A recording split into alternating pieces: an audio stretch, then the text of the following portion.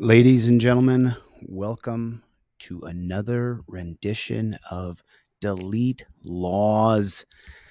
What's going on out there in the land of America? How's everybody doing today? Happy Monday. And so we start the week this week, 2024.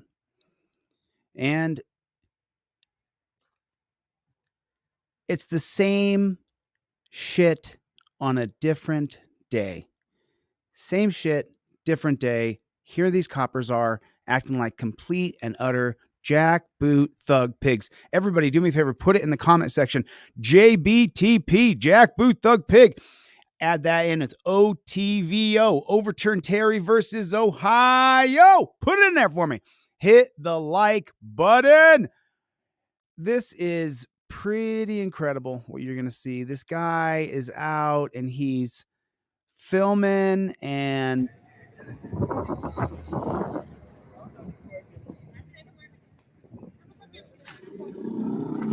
hit the like button for me if you would, pretty please. Welcome to Delete Laws. Thanks for coming. I appreciate it.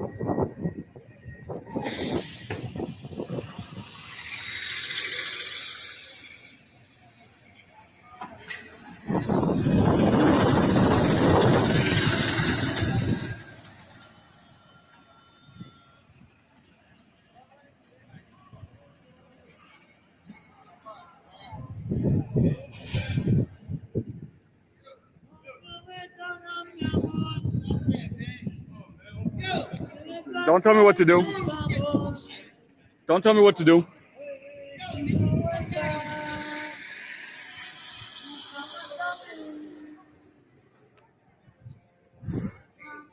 What you gonna do about it? Really? What? What's up? What's up? What's up? Don't come at me like that, bro. Okay. Did you see it? Did we all see it? Everybody saw it, right? I just want to make sure that we all saw the same thing. Okay. Just going to go back 10 seconds here. Let's everybody watch same thing together. Okay.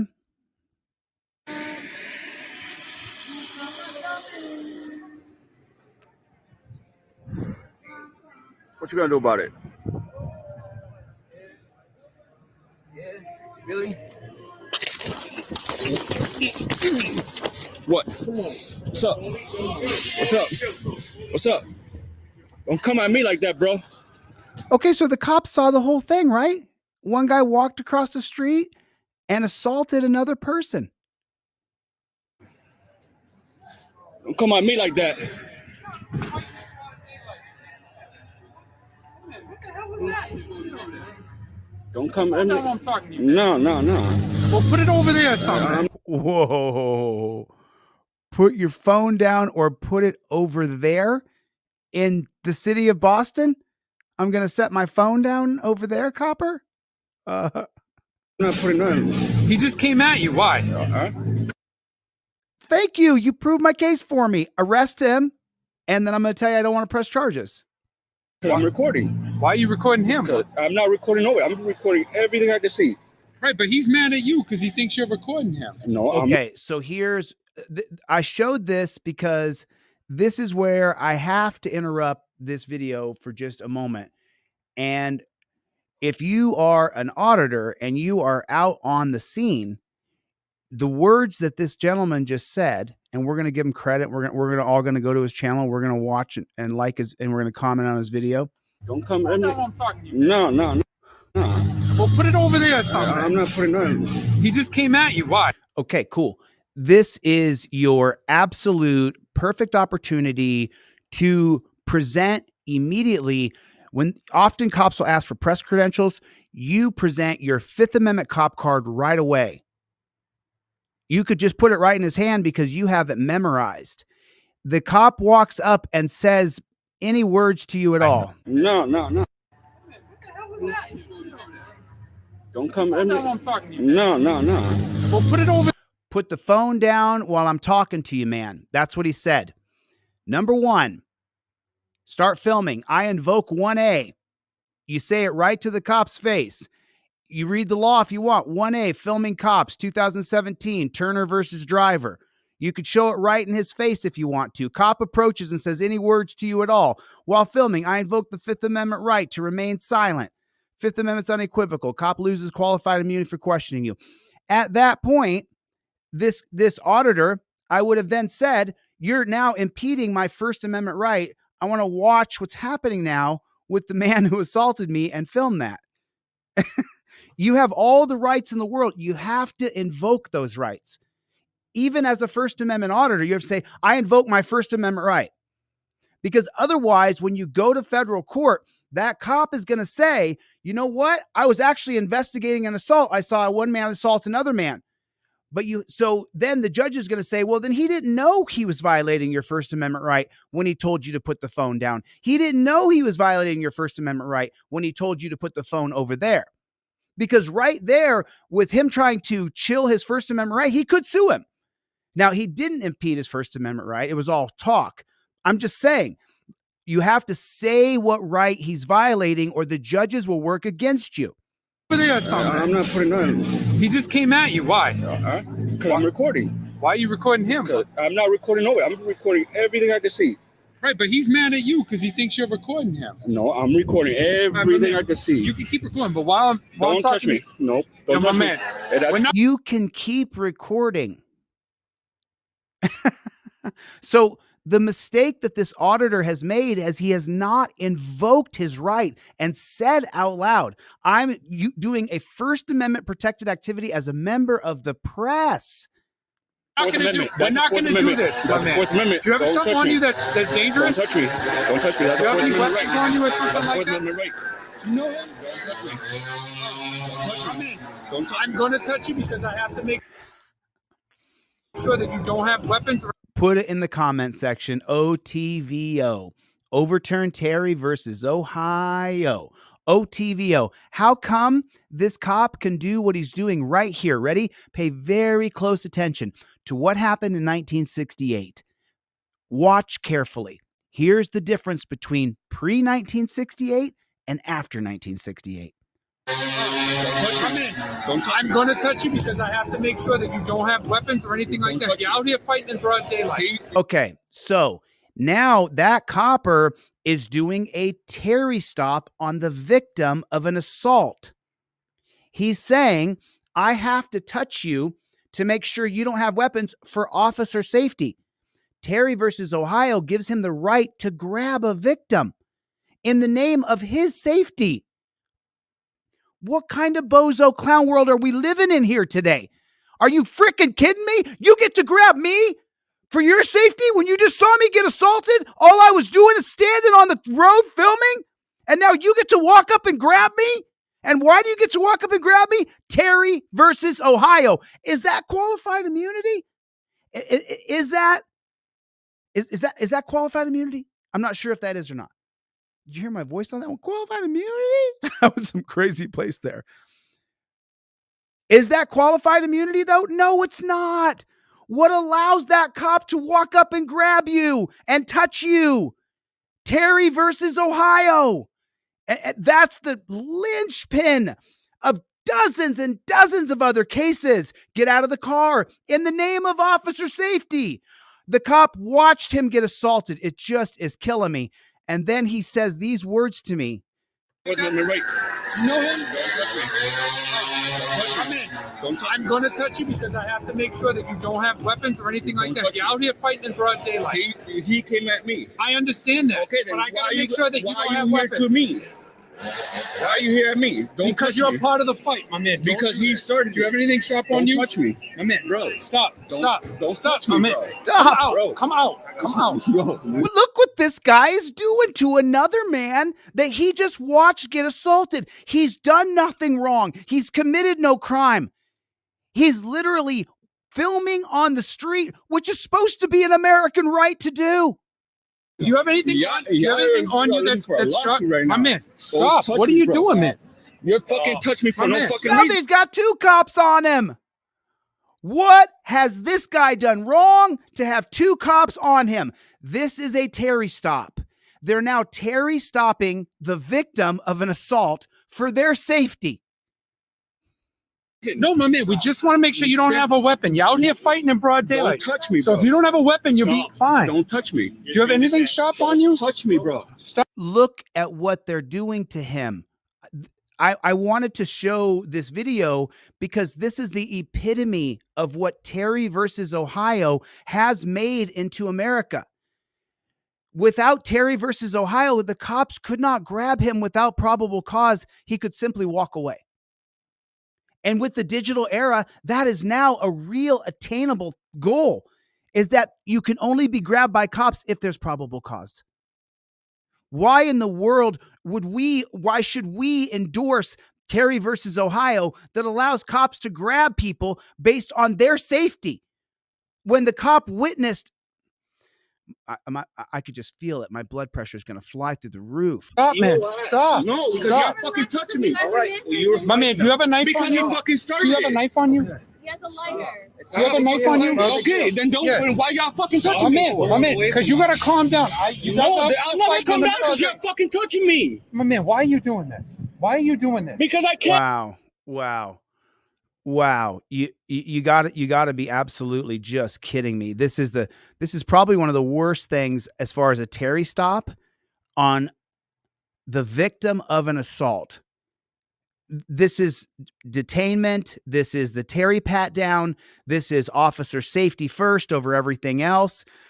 All the way back to right here. Wait, no, right. You know him? Don't touch I'm me. going to touch you because I have to make sure that you don't have weapons or anything like Don't that. touch You're me. out here fighting in broad daylight. That's Terry. He came at me. I understand that. Okay, That's then but Terry. I got to make sure that you why don't are have you here weapons. to me? Why are you here at me? Don't Because touch you're me. a part of the fight, my man. Don't Because do he this. started Do you have anything sharp Don't on you? touch me. My man, Bro. Stop. Don't- Stop. don't Stop, touch my me, man. bro. Come out. Bro. Come out. Come out. Yo, Do you have anything? Yeah, do you have anything you're on you looking that's for a sharp? lawsuit right My now. man, stop. touch What are me, you bro. doing, man? You're fucking touch me for My no man, fucking reason. No, my man, we just want to make sure you don't have a weapon. You're out here fighting in broad daylight. Don't touch me, So bro. if you don't have a weapon, you'll be fine. Don't touch me. Do you have anything sharp on you? Touch me, bro. Stop, man. Stop. No, because Stop. you're fucking touching me. All right. My man, do you have a knife Because on you you? fucking Do started you have a it. knife on you? He has a lighter. Do you have a knife on you? Okay, then don't. Yeah. Why y'all fucking touching me? My man, because you gotta calm down. You guys No, are I'm not gonna fighting come on the down because road. you're fucking touching me. My man, why are you doing this? Why are you doing this? Because I can. It's my constitutional I gotta right. make sure you don't have a weapon, man. That's I don't all. have no fucking pockets. You're violating my fucking. Then Fourth that's fine. Amendment. And you know what? You could take it up with someone, but I'm gonna make sure. Your whole I'm safe. trust and believe. I'm All right. gonna. You definitely can, man. I'll give you all my info, but I gotta make sure that you're. What's your name and badge number? All right, 40. He can't take it up with anybody.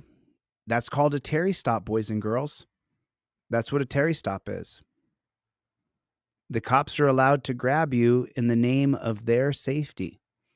And look how quickly it escalated. I mean, we're at 352 right here. The first interaction is at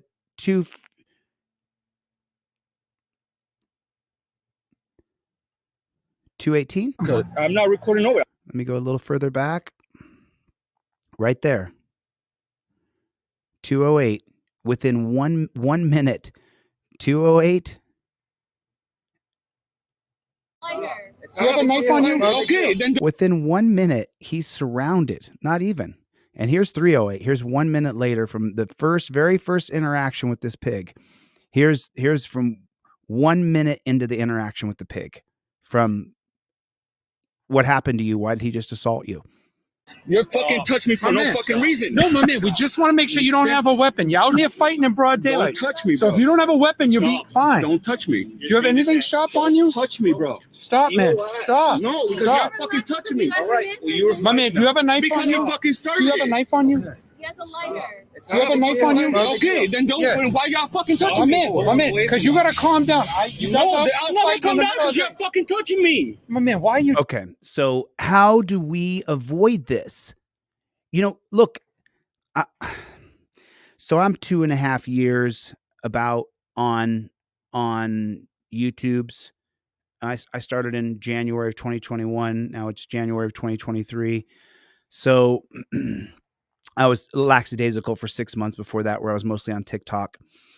And, you know, how do we stop this? I was trying to get to my metamorphosis here, but my metamorphosis was I started off teaching people constitutional case law. And then after a while, I started to say, how do we stop that? The way this entire thing could have been avoided is if the moment the cop walked up to him, the very first, where were we at? 202. Yeah, it was 207, right? With the very first interaction. There's 207. He said, "What the hell is that?" Don't come in me. Okay, so right there at 2 minutes and 10 seconds he says, "Put that phone down." Whoa. Right there, for you to take control of the stop, you have to immediately say, "I invoke my First Amendment right to be press." You have to say it. When he says, "Put the phone down," he just says no. There's no invocation of rights. He does not say, "I invoke my First Amendment right to be press." And that's what you have to do. When you decide, and each and every one of you, put a 1 in the chat if you are not a First Amendment auditor. Put a 1 in the chat if you are a First Amendment auditor. Every one of you is a First Amendment auditor. Every single one of you is a First Amendment auditor. When you first decide, though, when you first say, "You know what? I'm going to film this cop. I'm going to film this interaction. I've been watching on YouTube. I'm going to film the interaction because I don't know what could happen here. So I'm going to go film this." And you walk up and you start filming those cops.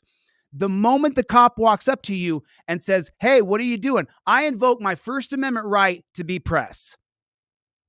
Right then and right there. That's how you do it. Whether you have the card in your hand or not, the words you say are, "I invoke my First Amendment right to be the press. Please don't impede on my right. I'm filming this police interaction." We have a right here. It says the 2017 case of Turner versus Driver, right to film the police. I invoke my Fifth Amendment right. Now the cop can't ask me any questions as I'm doing my very first audit. You can do it. You can help somebody big time by turning the camera on that copper. It's called the Hawthorne effect. We've talked about it. I've shown videos on it. It makes the cop feel like he's a fish in the fishbowl. So the mistake that this auditor made, and let's give him some credit. Let's give him some love real quick, all right? Because I'm not okay. Let's get over here. As you can see, I already subscribed and I already liked the video. But I'm going to drop his link in the comment section. Everybody pop over here. If you have to leave the live and come back, that's fine. Whatever. But get over there. I put the link in the chat right there. And then let's go down here. Yo, covered this. Good work. Watch my coverage of your audit. All love, bro.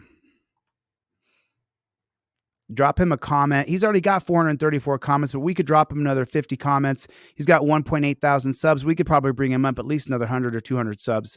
I mean, really. So jump over here, J Mass Transparency. If you don't get the link in the chat later, cop manhandles me after I was assaulted. And let's watch how this bad chicken ends.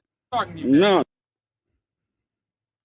Well, put it over there or something. I'm not putting it on. He just came at you. Why? Because I'm recording. Why are you recording him? I'm not recording nobody. I'm recording everything I You can have see. invoked his First Right, but Amendment. he's Say mad at First you because Amendment. he thinks you're recording him. No, I'm Say First Amendment. Say I invoke my First Amendment right to be pressed right here. recording everything I can see. You can keep recording, but while I'm Don't touch talking me. Nope. Don't touch me. Say, please don't Terry Pat me. I'm going to invoke my Fourth Amendment right to be free of unreasonable searches and seizures. I'm the victim of an assault, and I'm right now invoke my First Amendment right to be pressed, and you're impeding on that. We're not going to do. We're not going to do this. That's the Fourth Amendment. Do you have Don't something touch on me. you that's dangerous? Don't touch me. Don't touch me. That's Do you the have Fourth any Amendment weapons right. on you? Mm. Or That's something the like Fourth that? Amendment right. You know him? Don't touch I'm me. going to touch you because I have to make sure that you don't have weapons or anything like Don't that. touch You're me. out here fighting in broad daylight. He came at me. I understand that, Okay, then but I got why to you- make sure that you why don't are have you here weapons. to me?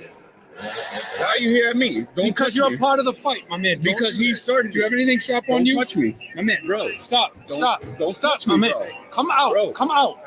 Yo, Do you have anything? Yeah, do you have yeah, anything on you're you looking that's for a sharp? lawsuit right My now. man, stop. touch What are me, you bro. doing, man?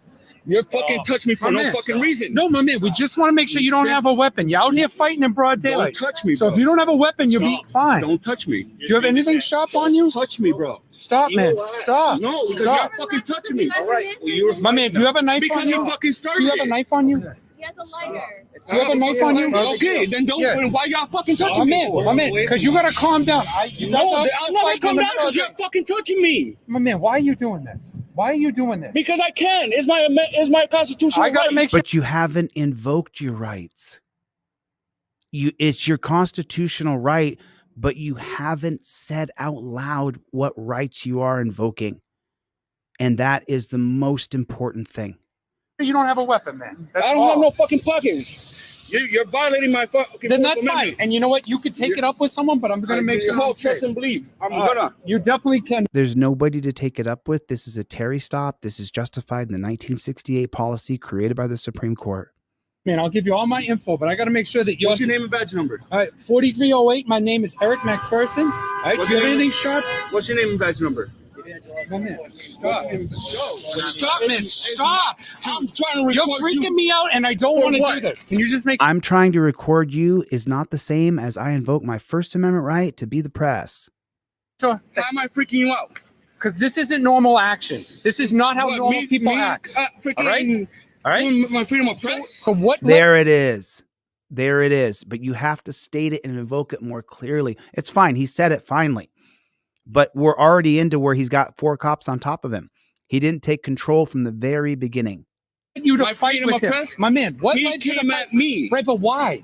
because I'm fucking recording right here in the corner. But why are you And recording he's telling him? me, "Oh, don't do that," Why are you recording him? because I could record anything I can. We're good. So, but, Like, right, what but the why? fuck? But I'm asking why he can't. As a member of the press, I can film anything I can see in the public eye. Y'all can't be coming up. I don't answer no questions. Y'all can't be coming up to me. I invoke my Fifth Amendment right to remain silent. Please don't question me any further without my attorney present. Not another question, you jackboot thug pig. Fucking touching me like y'all can do whatever the fuck y'all want. Dude, I'm trying to look, my man. Look, my man, I'm trying to help you out. Put a 1 in the chat if this guy is delusional. This cop has lost himself. Look, my man, I but $1,000. The next words are, I'm trying to help you out. Let's see. Dude, I'm trying to look, my man. No, you already violated me. I'm done talking to you. I'm done talking to you. You already violated me. I'm done talking to You you. know what? Then that's where we're at. I'm done talking to you. That's where we were before you came around, bro. I had the situation handled. I smacked the guy in the mouth and he was walking away. He didn't want any more of that juice. And you jumped in the scene and you effed up everything. Effed up traffic, effed up my day, effed up the other guy's day too. We could have just handled it like citizens and we did. You're the complete injection here that was unnecessary. I have a right to fucking defend myself. You just got beat up. I didn't fucking get. He didn't get beat up. He popped him in the mouth, bro. Watch the video back, moron. The other guy retreated. Nothing. You did. And no, I didn't. Yeah. No, the fuck I didn't. No, the fuck I didn't. If you saw the whole thing, why'd you jump out and grab him?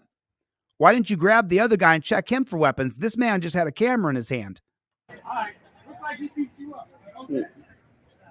Now, don't listen to me. We all have egos. God knows I've got one as big as Manhattan. Don't tell the cop how you could beat that guy up or you beat him up. Don't make statements that you did acts of violence. Just don't. The cops are not your friend. They're keeping track of every little word you say. Remember, the charge of terroristic threats. You could be charged with terroristic threats. When did the charge of terroristic threats come around? Right after 2001, right after the World Trade Centers were bombed. Then terroristic threats, everybody started getting charged with terroristic threats. Just preposterous. Don't talk to these pigs about fighting anybody. No, the fuck I didn't. Alright. Look like he beat you up. Do you see me any marks on me? Do you see me on the ground or anything? No, right? I watched you get beat up, but Yeah, oh yeah. That's why he got it. Now, what kind of guy is this? He jumped out, grabbed him like a bully. Now he's just trying to antagonize the guy. That's why he got punched in the mouth. Ooh, don't say that. All right, brother.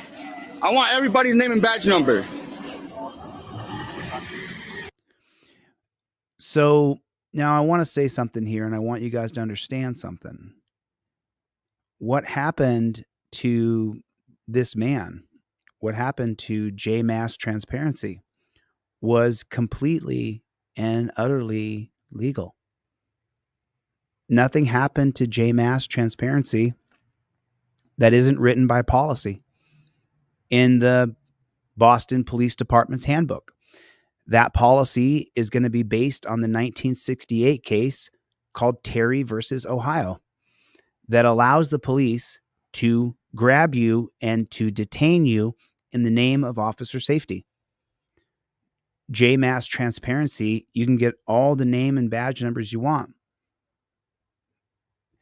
And that's why I am always talking about Terry versus Ohio. J Mass Transparency, the way it's been going, the status quo of a Terry stop has been deemed justifiable by the people who created the policies that are not subjected to the policies. And now we're seeing exactly what a Terry stop is on camera over and over and over and over and over again. And half of the people in our country are absolutely horrified. And the other half that it hasn't happened to yet, or they somehow can justify being Terry stopped in a manner like that, we're seeing it on camera now. And now we're seeing exactly how horrible and invasive and assaulting a Terry stop actually is. And that's the reason why I showed this video, because J Mass Transparency is an absolute reflection of the biggest problem in our country, a Terry stop. The cops have no probable cause to engage with you at all, but yet for their safety, they can walk up to you, and once they walk up to you, they can then grab you, physically throw you on the ground, put you in handcuffs for their safety. That's this guy, J Mass Transparency, and anybody else who ever encounters a copper. Listen, my cards are $10. My cards are $10. That's it. And you get pretty much 2 pair or 3 pair, however many pair we throw in the envelope. But we have them. Listen, goes in your wallet. You hear that sound? It's because it's made out of like a Visa card. This is the non-driver card. So you would use this if you were auditing police. This is the driver card. You would put this in your card. You would pull this out if you were driving a car. Same 1 through 6 steps on the left. See number 1, 2, 3 down. You just follow exactly what's in the yellow. The law is in the blue.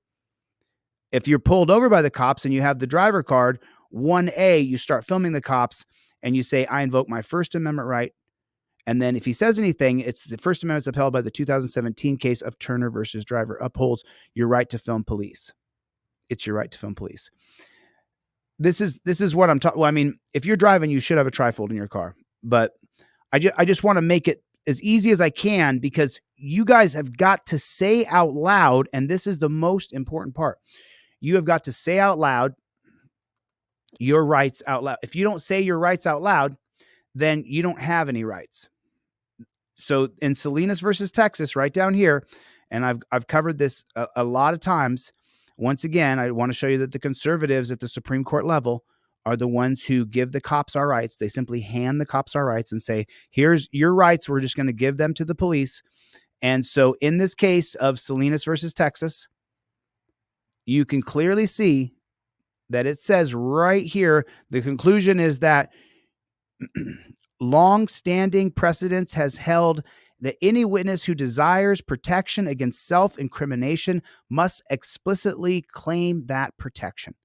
This requirement ensures that the government is put on notice when a defendant intends to claim this privilege, and allows the government to either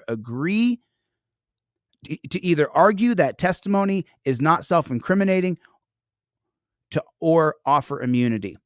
So this is, you see what I'm saying? So this is it right here.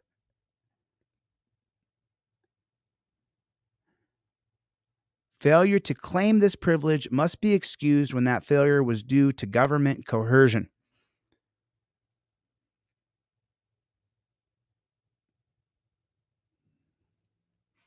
The Fifth Amendment does not establish a complete right to remain silent, but only guarantees that criminal defendants may not be forced to testify against themselves.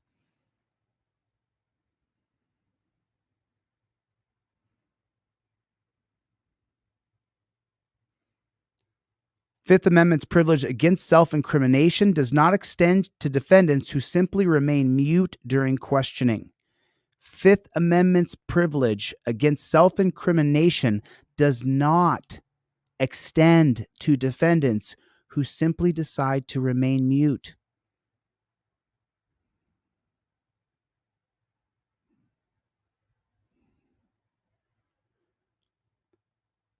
A criminal defendant does not need to take the stand at trial in order to explicitly claim this privilege.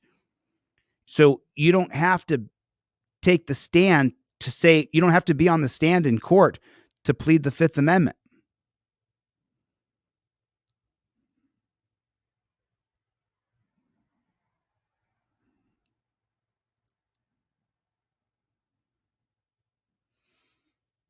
It's not what I want to be true. This isn't what I want to be true.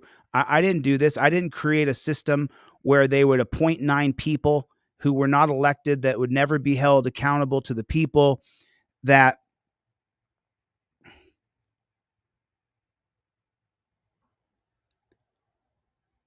these are the people who are in charge of our civil liberties. These people right here. So when it comes to your constitutional rights, you first start in federal court, but then these folks right here, these are the people who are in charge of your civil liberties right there.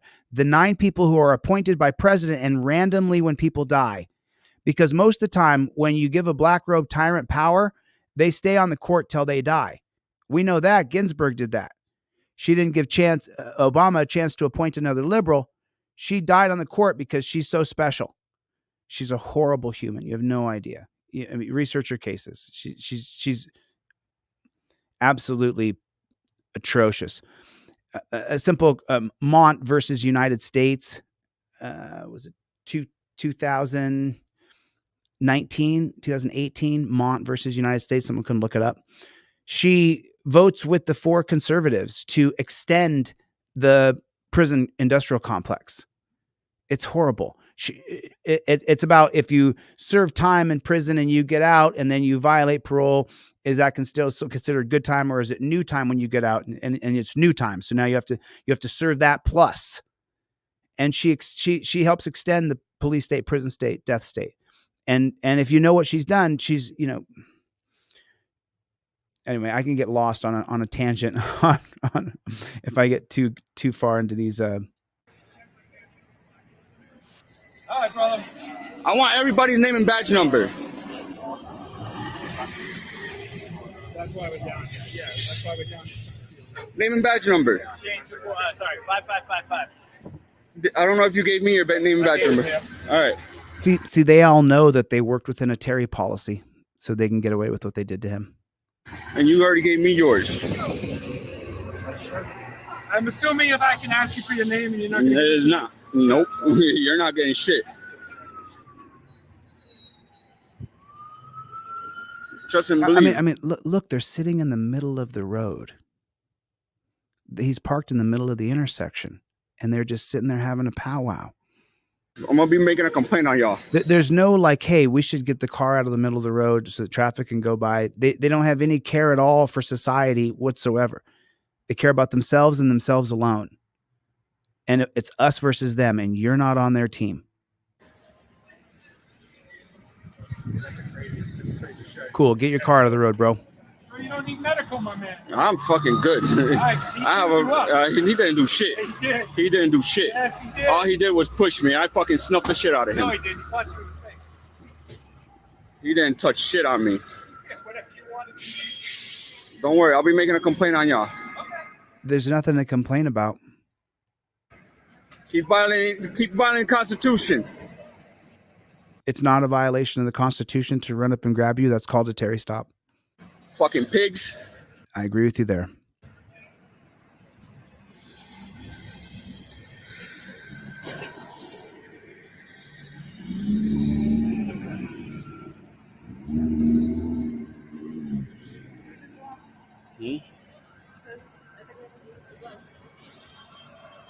Come on.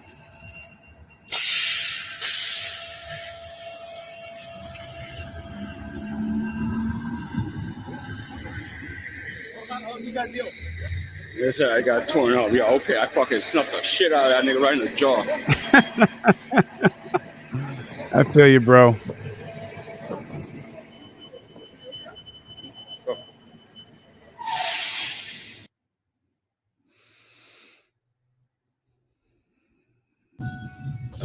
Hello. Why do you have your hand on your gun? Because it's comfortable. So the reason why I'm calling is because people are calling up here saying you've been parked here for a little bit. So that's why I came and talked to you. What's going on? Do you live here?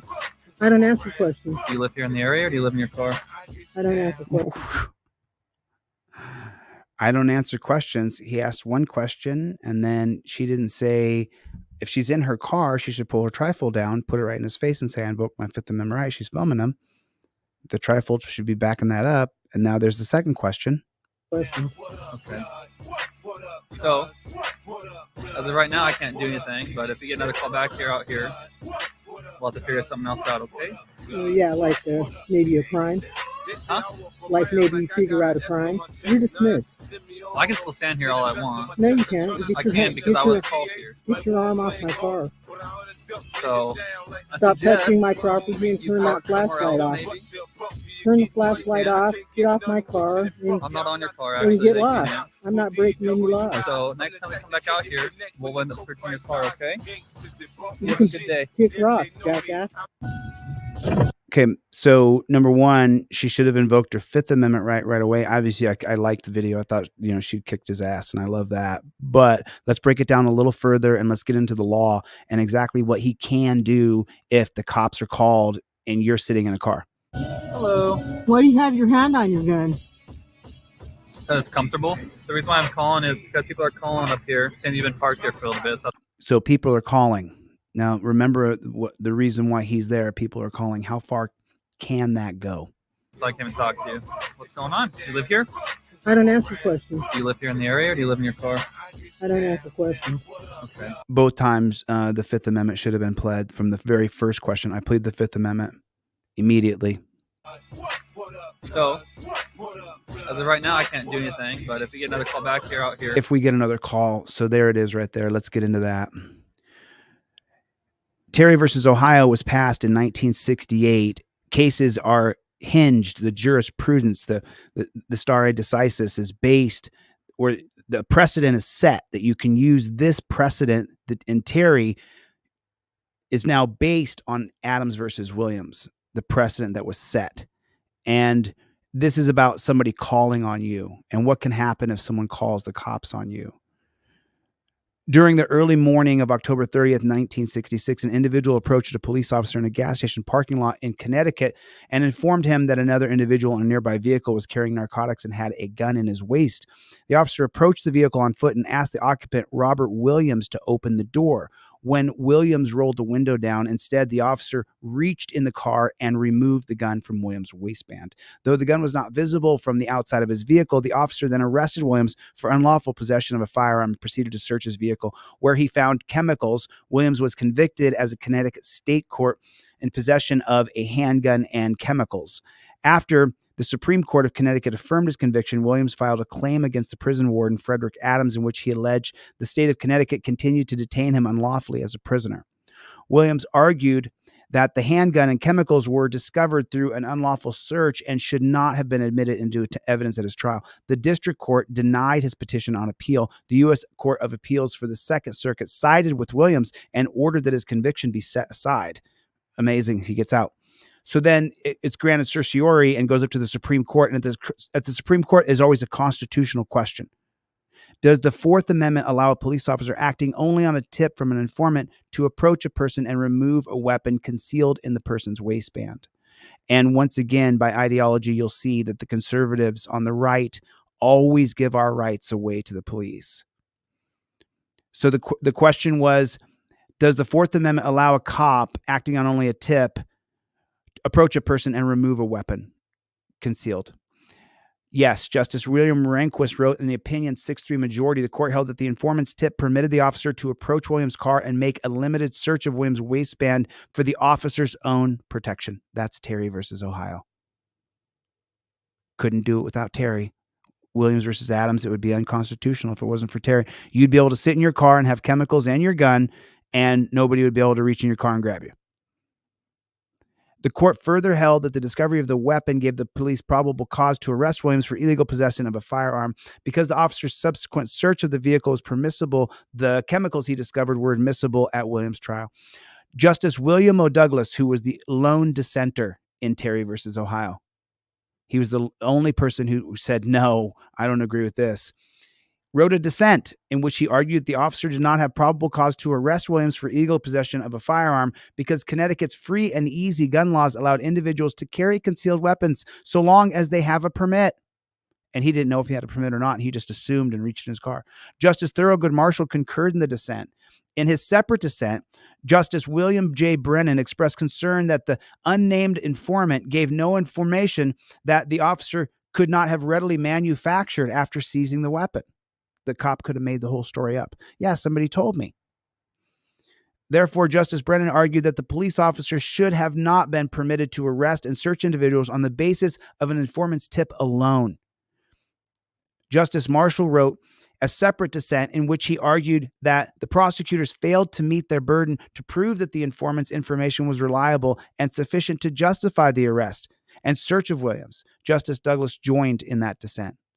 So you could see it's always the conservatives, always. And so the case precedent that Terry versus Ohio has created, if we just go back to this, there's a very clutch and key point that why is all of this justified? Why is all of this justified? All of this that happened is justified for officer safety. Well, where did officer safety come from? Where's the precedent of officer safety over our rights? Remember, so what's happening here? You're reaching into, what did William O. Douglas write here? He argued he did not have probable cause. Did not have probable cause. The Fourth Amendment says no warrant shall issue, but upon probable cause. He had no warrant. He had no reason to be able to reach into that man's car, regardless of what some little birdie told him.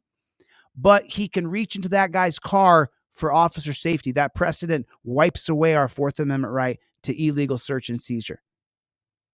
That's what Terry versus Ohio does. I wonder what Oyez has.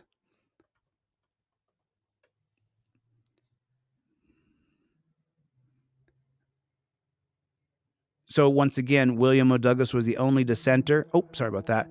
In the 1968 case of Terry versus Ohio. The oral arguments, which can be heard on this on this channel, I broke them down time and time and time again. Terry and 2 other men were observed by plainclothes policemen in what officers believed to be a case job, a stick-up. The officer stopped and frisked the 3 men and found weapons on 2 of them. Terry was convicted of carrying a concealed weapon and sentenced to 3 years in jail. This is Terry versus Ohio. This is the linchpin of everything. So remember, he says right here, Terry and 2 other men were observed by plainclothes policemen. So absolutely preposterous. And by looking at them, they decided that they were going to do a stick-up just by looking at them. They said they didn't like how they looked. That was in the actual police report. So they walked up to them with no probable cause, grabbed them and frisked them and found a gun on them and said, "Oh, you were going to do a stick-up." I swear to God, that's the whole case. Officer Martin McFadden. Was the search of Terry and the other men involved in violation of the 4th Amendment? Can cops just walk up to you and grab you because they think maybe they see a bulge in your jacket, and then they just put together that if you have a gun on you, well, then you must be about to do a stick-up in downtown Cleveland at 2:00 in the afternoon on Halloween day? Okay. In the busiest intersection like Broadway in New York City. Okay, sure. And they're going to do a stick-up with thousands and thousands of people around. Okay, sure thing. But anyway, we're going to buy that. In an 8-1 decision, the court held that the search undertaken by the officers was reasonable under the 4th Amendment. It's reasonable for cops to walk up and grab you if they think that you have a gun and they think maybe you might do a stick-up. Do you understand that? That's what Terry versus Ohio does. And the weapon seized could be introduced as evidence against Terry. Attempting to focus narrowly on the facts of this particular case. Attempting to focus narrowly? The court found the officers acted on more than just a hunch, and that a reasonably prudent man would have guessed that those black guys were armed and they were a threat to the officer's safety while he's investigating the suspicious behavior. Officer safety was concocted by the Supreme Court justices during the oral arguments. It's pretty pathetic to listen to. The court found that suspicions were undertaken. The court found that the searches undertaken were limited in scope and designed to protect the officer's safety incident to the investigation, which is complete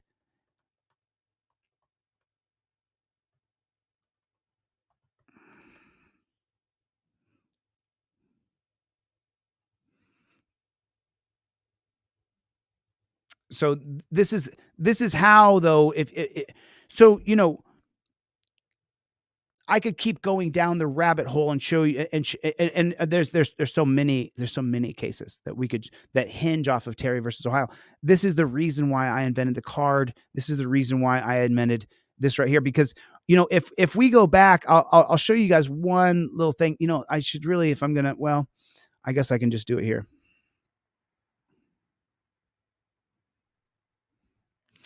This is not a great addition. Number 67, John W. Terry et al., petitioners versus Ohio.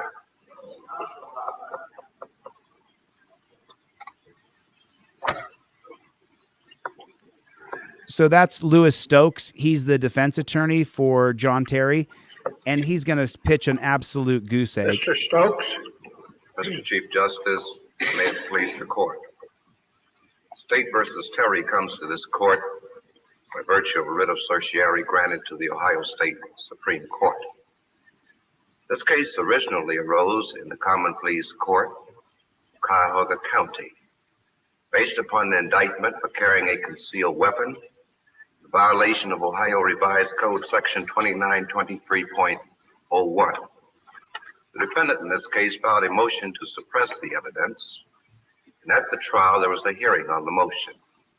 After hearing, the motion was overruled and the case proceeded to trial. This was a bench trial, jury having been waived. After hearing the evidence, the motion originally filed was overruled again. The defendant was convicted of carrying a concealed weapon.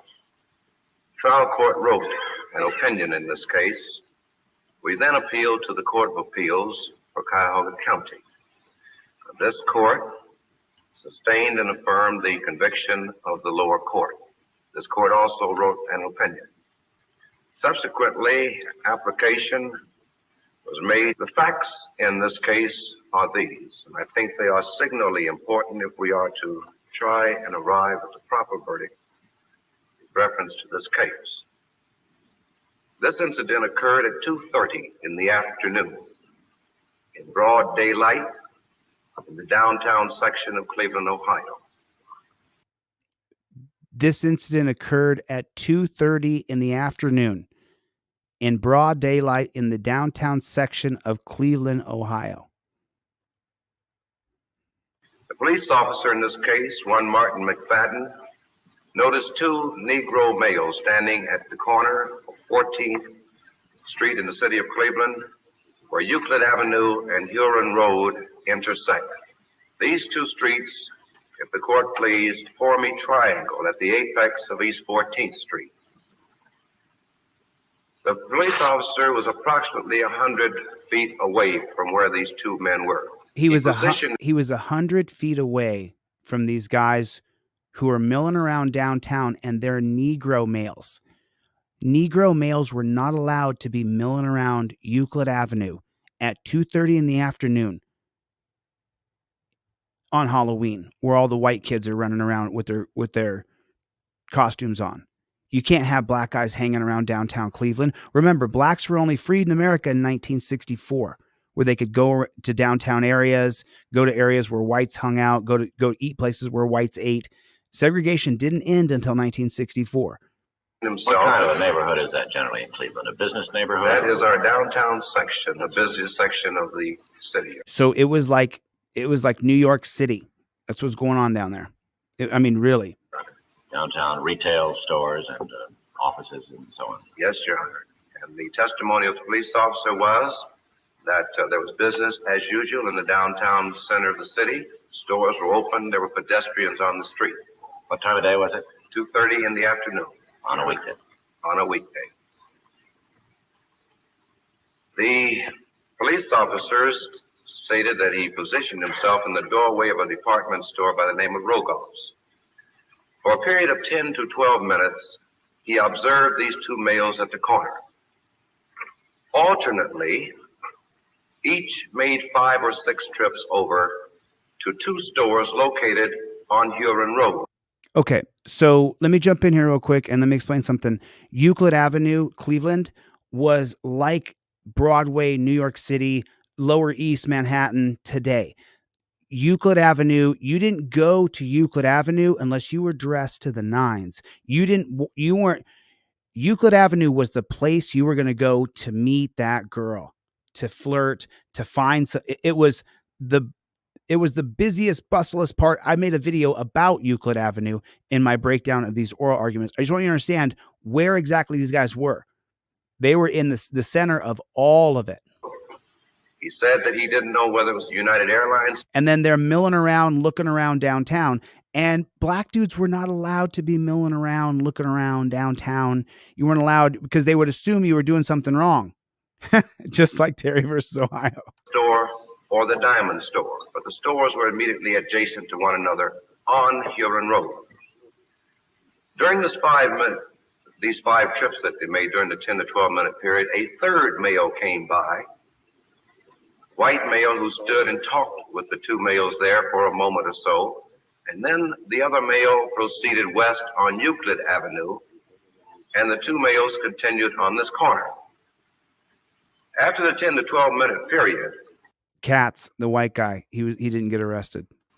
The two men then walked west on Euclid Avenue, some several hundred feet down Euclid Avenue. So they're just walking around downtown Cleveland right now?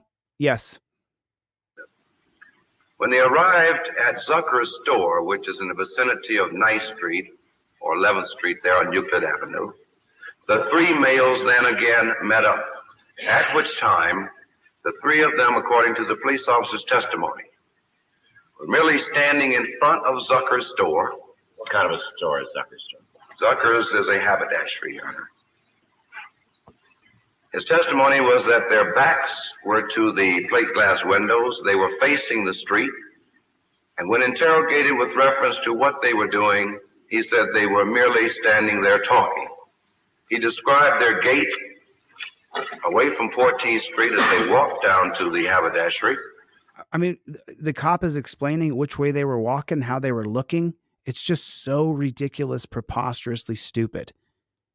As a normal walk, nothing unusual about it. The police officer then says, I then went over to the three men. I said to them, I'm a police officer. What are your names?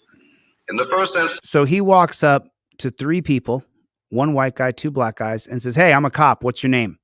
Does it sound like he's scared to you? The Supreme Court justices they'll insert in that the cop must have been afraid for his own safety. But just I want you to remember this. Does it sound like he was scared? Hey, I'm a police officer. What are your names? Since he said, they gave it to me quick. In all other places in the record, he says, they mumbled something. He said, at this, I then reached and got Terry. I spun him around, holding him in front of me. For what reason? What had he done wrong? Then began to pat him down. Once he had patted this man down, he says, I felt inside of his top coat what felt to be the handle of a gun. I then reached inside the coat and tried to remove the gun. I could not remove the gun. I therefore took the entire coat off of him and then took the gun out of the coat. At this point, he says, I ordered the three of them into the store. As I walked through the doorway, I said to the store personnel, order the wagon. He later explained that ordering the wagon means you are then under arrest. Once inside the store, the three men were ordered up against the wall, whereupon he then searched Chilton. Inside of Chilton's top coat, he also found a loaded revolver. So now that means that because these guys had guns and they were downtown walking around, they must have about to done a stick-up. That's what happened. He stopped a stick-up. He searched the third male Katz, upon whom he found nothing. He then caused these men to be removed from the haberdashery to Cleveland's police station. When they arrived at the police station, they were then booked for investigation. Sometime late the next day, after having been interrogated the following morning, these men were then charged officially, late the second day, with carrying concealed weapons. The police officer testified further with reference to questions propounded to him having to bear on the question of probable cause. There was no probable cause. Probable cause is when you have broken the law. We asked him, did you know any of these men? No. Had you ever seen any of these men previously? No. Had anyone given you any information regarding them? No. He was then asked what had attracted his attention to them. He said, well, to tell you the truth, I didn't like them. He looked at some guys, decided he didn't like them. Those guys had guns on them. And so he said they were about to do a stick-up. That's Terry versus Ohio right there in a nutshell. And then the Supreme Court justices are going to justify it because this was all planned. This was all planned. We'll go into that later. And I was attracted to their actions up there at 14th Street. Hugo Black, lifetime member of the KKK, first person appointed by Franklin Delano Roosevelt, 1938. I didn't like. In the record, What was your answer? he said, well, to tell you the truth, I didn't like them. Didn't like them. Yes. And then he said further, Mr. Justice, that I was attracted to their actions there at 14th Street.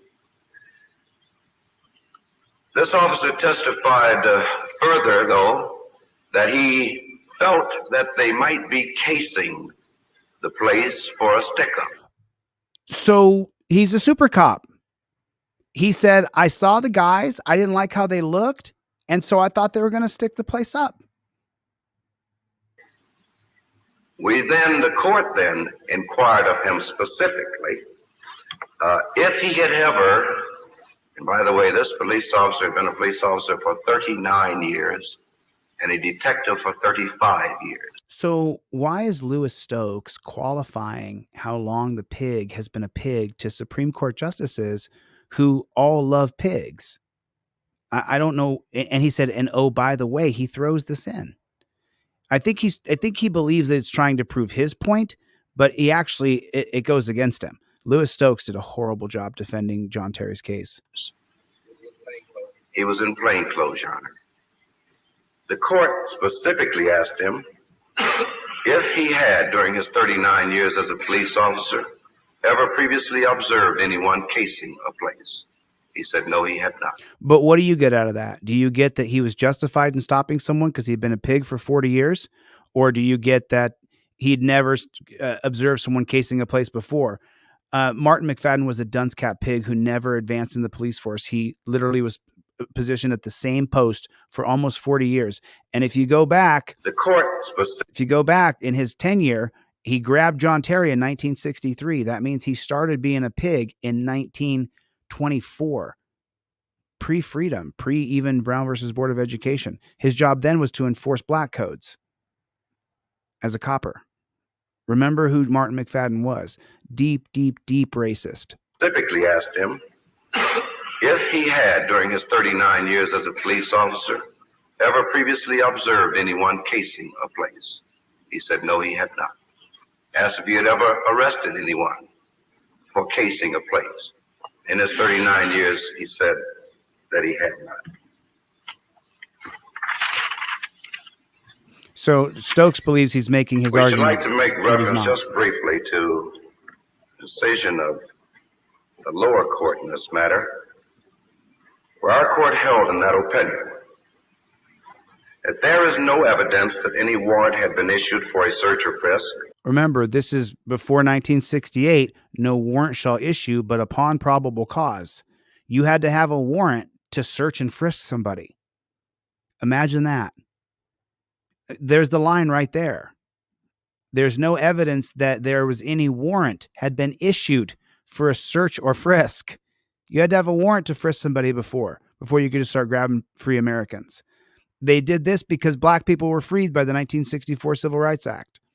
You couldn't have black people milling around without cops being able to grab them. Terry versus Ohio was created for blacks. And I'm not going to stress the facts and say that there was a lawful arrest prior to the frisk of the defendants. So I'm not going to stress the facts and state that there was a lawful arrest before the frisk. So there was no warrant for the frisk. Remember, 1963, you had to have a warrant to frisk somebody. And now he's not going to stress the facts that there was there was a lawful order for the arrest. Horrible. Where our court held in that opinion that there is no evidence that any warrant had been issued for a search or frisk, and I'm not going to stress the facts and say that there was a lawful arrest prior to the frisk of the defendants. I believe it would be stretching the facts beyond reasonable comprehension and foolhardy to say there was a lawful arrest. Wow. Because there wasn't from the facts as presented. The lower court is saying that it wasn't a lawful arrest. Later in the same opinion, our trial court said, I believe, and I reiterate again, that search and seizure law cannot be applied to this particular situation, although Mr. Reuben Payne endeavored to show there was a lawful arrest. But the court cannot agree.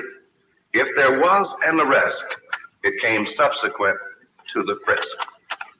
The court then based its decision upon Kerr versus California. How many times have you heard me mention Kerr versus California? The jurisprudence for Terry versus Ohio, the case precedent is Kerr versus California. Without Kerr versus California allowing the cops to simply knock and announce and then kick your front door down, there couldn't be Terry versus Ohio. What's the jurisprudence of Kerr versus California? The court said that the Kerr decision did not preclude the states from developing workable rules in order to bring about effective law enforcement in the state. This to me, this line that Louis Stokes says here, the court said that the Kerr decision did not preclude, it doesn't stop the states from developing workable rules in order to bring about effective law enforcement in the states. This is for blacks. This is for blacks. Law enforcement create workable rules so they can handle the unruly blacks who are now milling around all over this great free white country we used to have. I'm sorry to inform you that most of the Supreme Court injustices are created for black people or Indian people or Asian people or Mexican people. The court said that the Kerr decision did not preclude the states from developing workable rules in order to bring about effective law enforcement in the states. The court said, with reference to the acquisition of the gun, that the gun was the fruit of the frisk. Right. And that probable cause arose once the police officer had frisked, found the gun, he then had the probable cause to arrest. So let's get really specific here. The gun was fruit of the frisk. So that means they got the fruit from the frisk where there was no probable cause. Okay, the 1961 case of Mapp versus Ohio is going to create fruit of the poisonous tree doctrine. That's going to state that anything that is gotten from the cops without a warrant, and in this case they had no warrant for a frisk, is now fruit of the poisonous tree, and it's not admissible in court. So the court said, with reference to acquisition of the gun was fruit of the frisk, and that probable cause arose once the police officer had frisked him and found the gun. Then he had probable cause.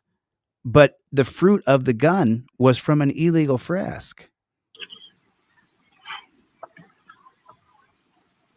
Our Court of Appeals, in affirming the decision, stated that a policeman may, under appropriate circumstances, reasonably inquire of a person concerning his suspicious on-the-street behavior in the absence of reasonable grounds to arrest.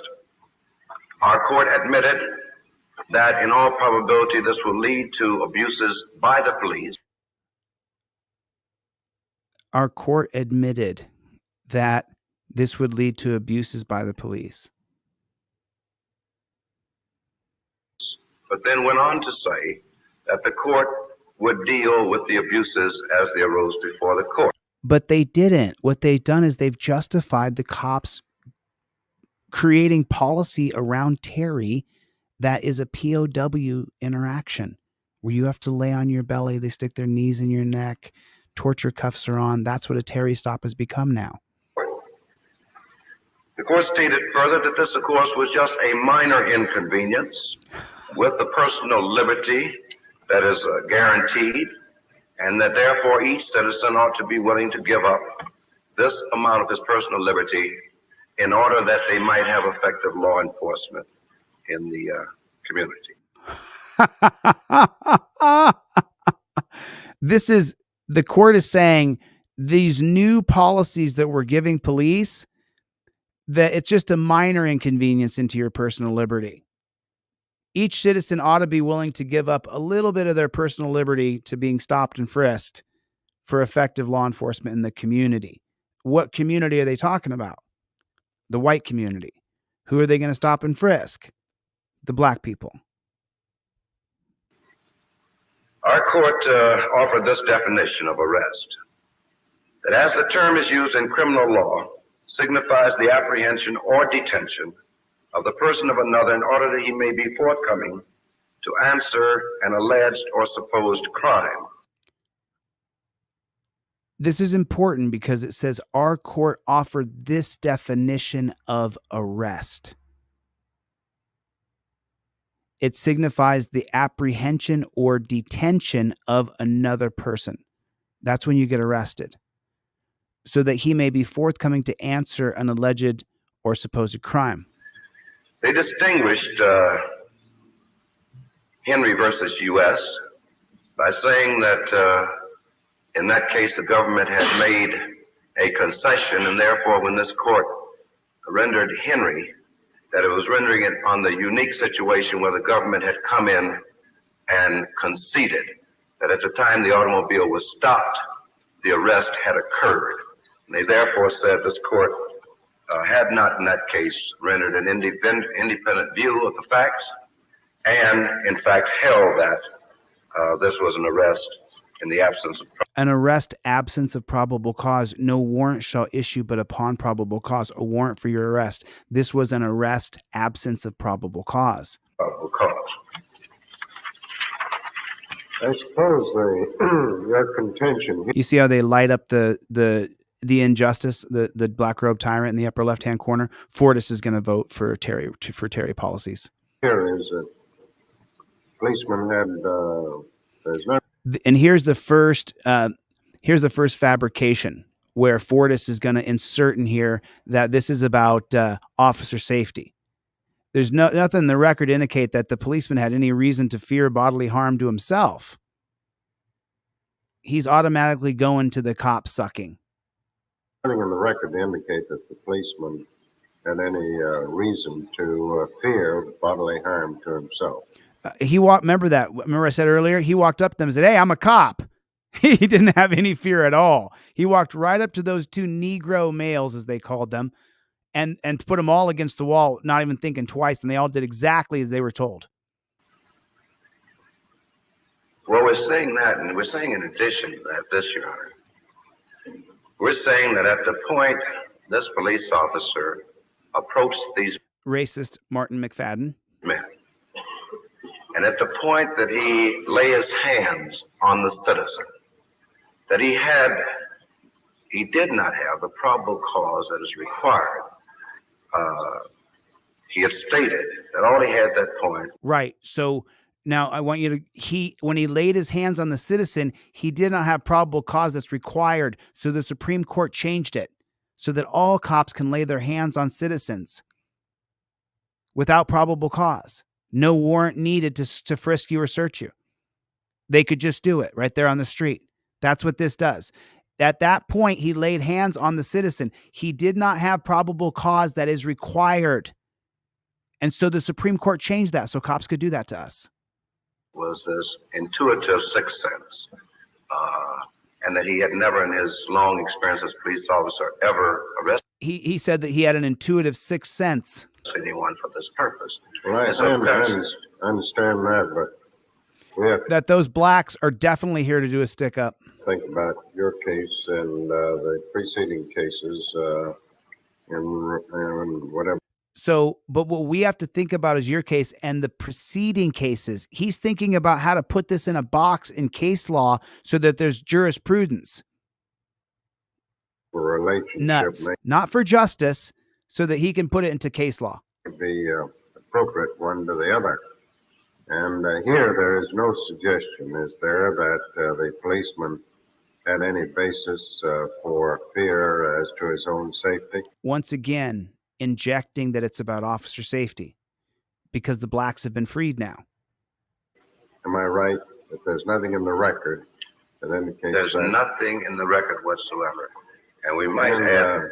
what happened here, and perhaps it would be your contention that policeman was engaged in a search for evidence when he spun Terry around and put his hand inside of his coat. Is that your position? This is our position, Mr. Justice Fortis. I don't understand your answer to Justice Fortis. Cop. You said there's nothing in the record to indicate that the policeman didn't have concern for his own personal safety, because I thought he said that based on his intuition, he thought these people were casing a place in order to rob it. Who's injecting officer safety? This had been planned. This was planned out after the assassination of Martin Luther King Jr. There was a private meeting at the White House between Earl Warren and Lyndon Johnson. Isn't that what he said? This is what he said. Well, presumably then they would be armed, and the minute he walked up and talked to them, he would quite reasonably be concerned for his own personal safety, I should think. Well, if I understood Mr. Justice Fortis' question correctly, I understood him to say, was there anything in the record which indicated he had any reason to be concerned with his own personal safety. The justices are inserting that it's about officer safety. It gets worse. This much is in the record that he thought,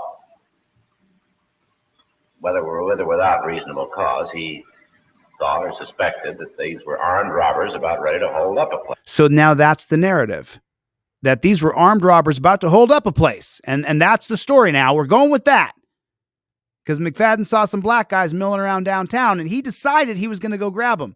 And now it's being justified at the highest level of the court to go against our rights because black guys are just milling around downtown Cleveland, and that ain't going to do. And I suppose if you walk up to such people and begin asking them. To such people. What kind of people?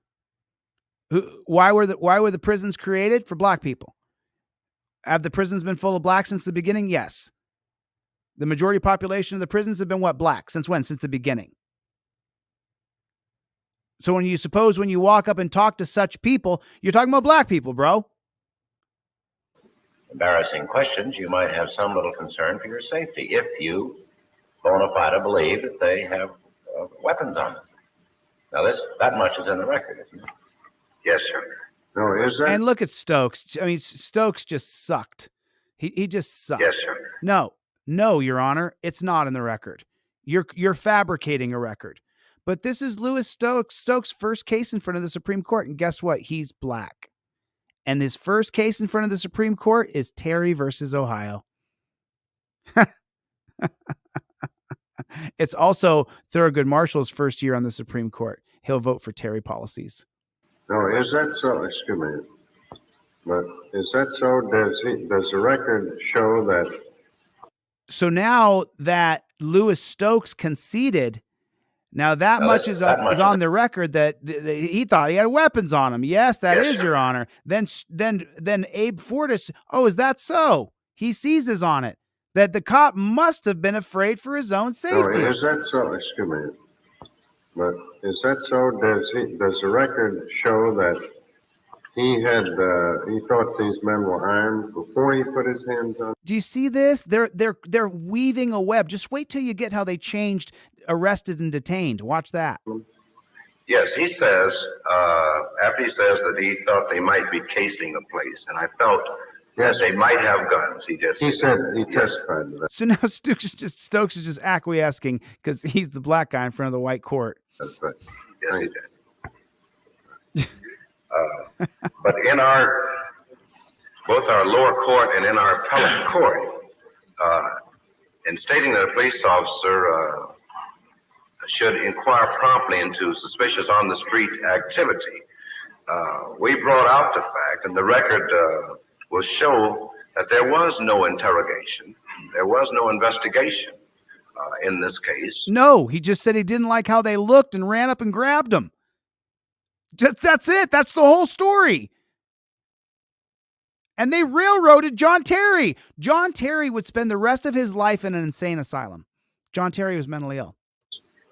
As a result of the officer approaching. Now, the court has said that he had the right to approach, to investigate, and to interrogate.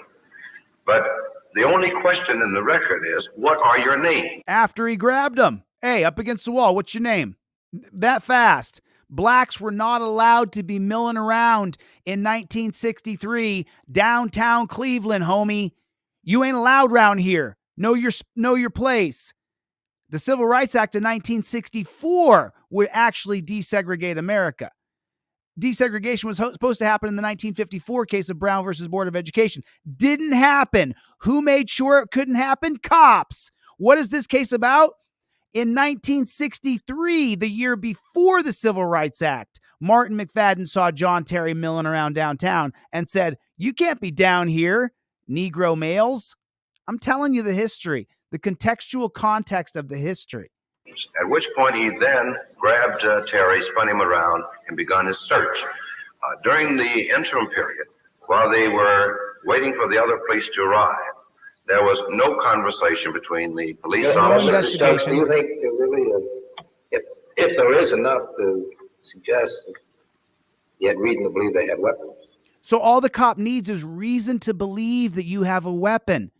Everything they're saying here becomes a reality against all of us in the injustice they did to John Terry.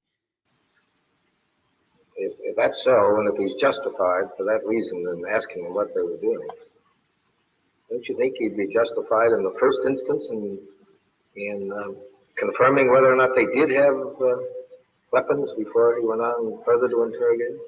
Or even to interrogate them at all? Well, if I understand your question properly, Mr. Justice, you do preface it by saying if there is enough. That's right. And yes, this colloquy you, Mr. Justice Fortas and Mr. Stewart, have, on the premise that it was reasonable for him to think if they had weapons. Once again, they're concocting that it's about officer safety. Black guys could have weapons. Black guys with weapons. What does this remind me of? Colfax. Well, if there was enough, if the constitutional criteria had been met, I would say yes. I have no quarrel with the fact that where one makes a valid arrest. Well, do you quarrel with the fact that, or do you suggest there had to be more than appeared before he could ask them a question? No, I say if he wanted to, I had a right to ask him a question. Well, now, if he had the right to ask him a question, we have lay that aside for a moment. And he also had reason to think they might have weapons on them. Would he have to question before he frisked them for weapons? Yeah. We're supposed to be free. You can walk up and ask us any question you want. We can tell you go pound sand and keep on walking, unless there's probable cause and I've broken a law. That's how it's supposed to be. It's supposed to be free of the government being able to grab you and stop you. Unless there's probable cause, no warrant shall issue, but upon probable cause. Well, if we are to say first that he has a right to question, I'm saying that he can exercise a discretion if he chooses. I'm not saying that at that point he has an absolute right to question them. No, but would he, in your view, be abusing any right of the three of them in walking up to them and asking their names and what they were doing there?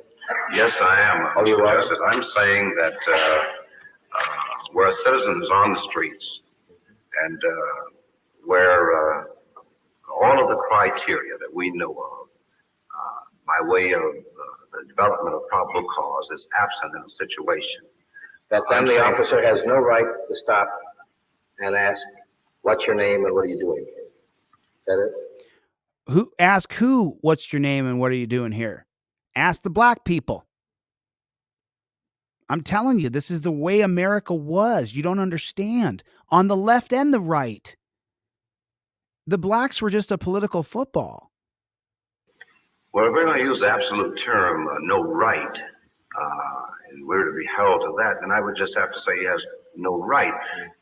It seems to me that if he wants to exercise some discretion on his part of walking up and posing a question, asking a name, asking an address, this is a right he has. By the same token, the person whose liberty is being invaded, the person who has committed no overt wrong, and the person who is only suspect at that point. Well, maybe we try to get at it this way, Winston. Up to the point where he spun Terry around, had he done anything outside what a policeman might properly... So observing him and looking at them, and has he done anything that properly might do? No, watching them and looking at them, checking them out, watching people because you're a pig. I guess you think you're some savior. 2% of the time, cops are Johnny on the spot and save people, but let's see. No, he had done nothing outside of what a policeman might ordinarily do. Now, if then at that juncture, he had reason to believe they might be armed, did he have to complete his questioning first, or could he frisk them? I would say, under the circumstances presented to me, that he did not, under those circumstances, have the right to lay hands on their citizen. Exactly. And this would be because you do not think the record shows that he had any reason to believe they had weapons? No, that he didn't have. I'm saying that the point that you lay your hands on the citizen and you begin to exercise dominion over that citizen on the streets by spinning him around, I'm saying in order for you to do this, that you must have the probable cause that is required to place a person under arrest, because this person is substantially under your custody. There it is right there. That was the standard before Terry versus Ohio.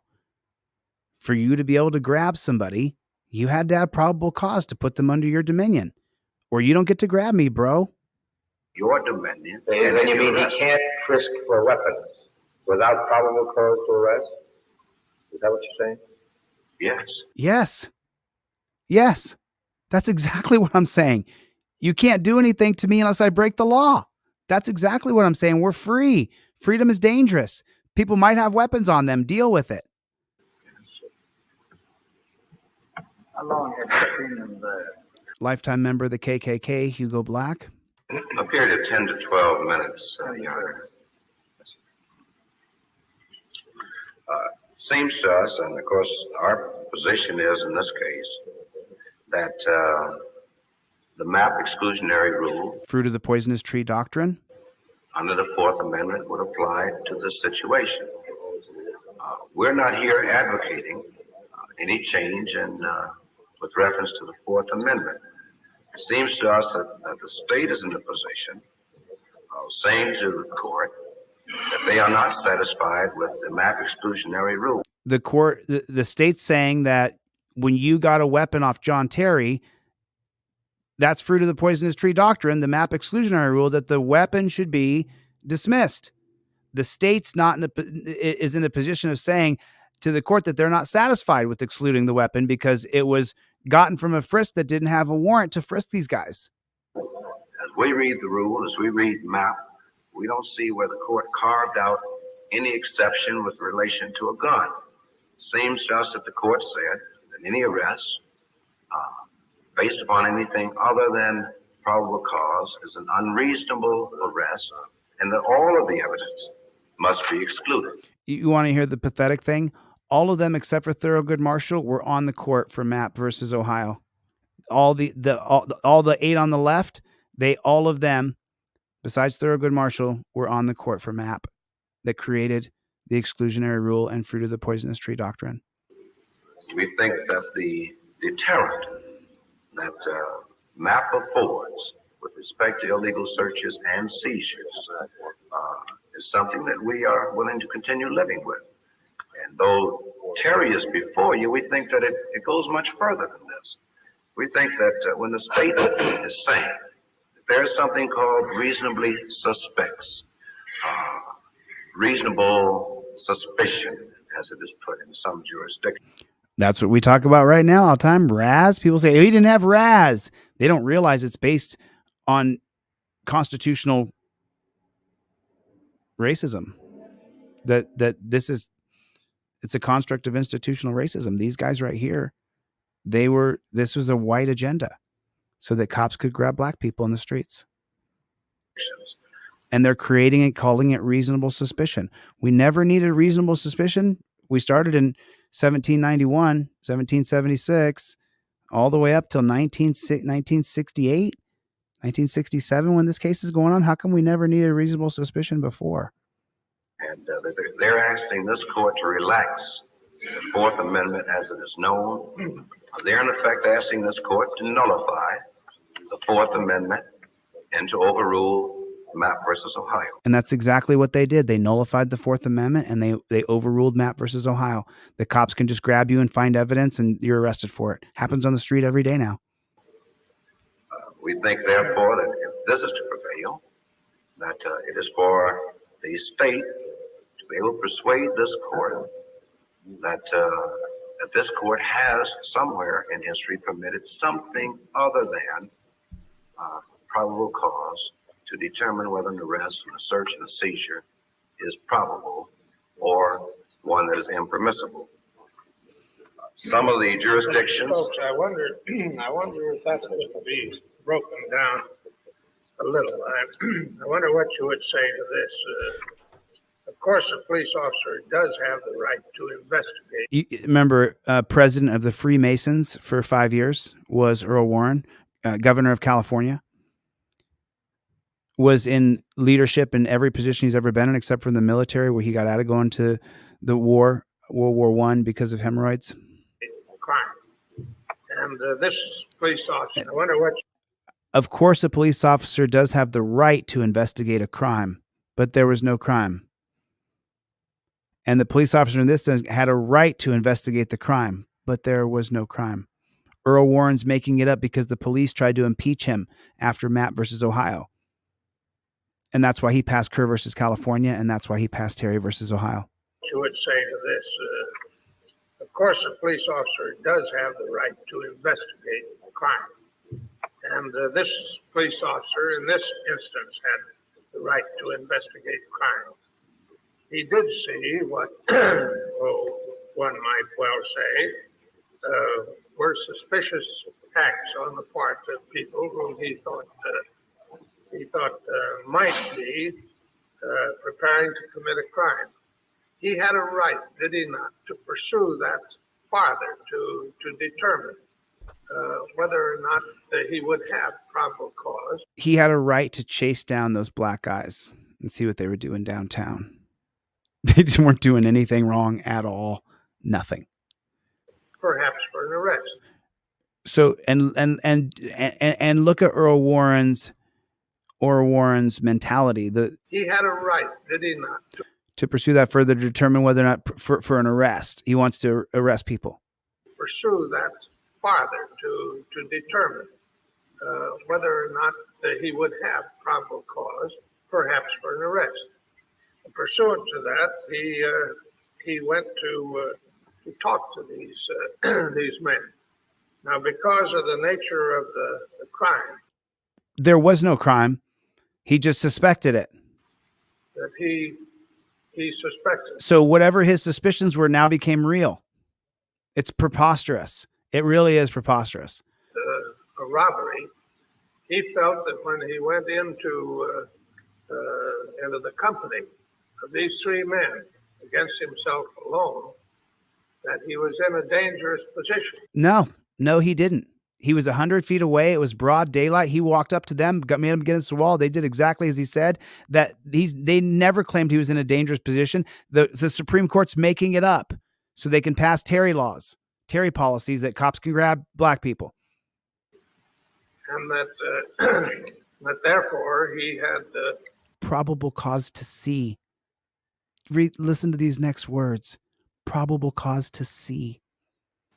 Probable cause to see if they had weapons on, not because he had probable cause to believe they had committed a crime, but because in investigating the matter, he had probable cause to believe that his life was in danger.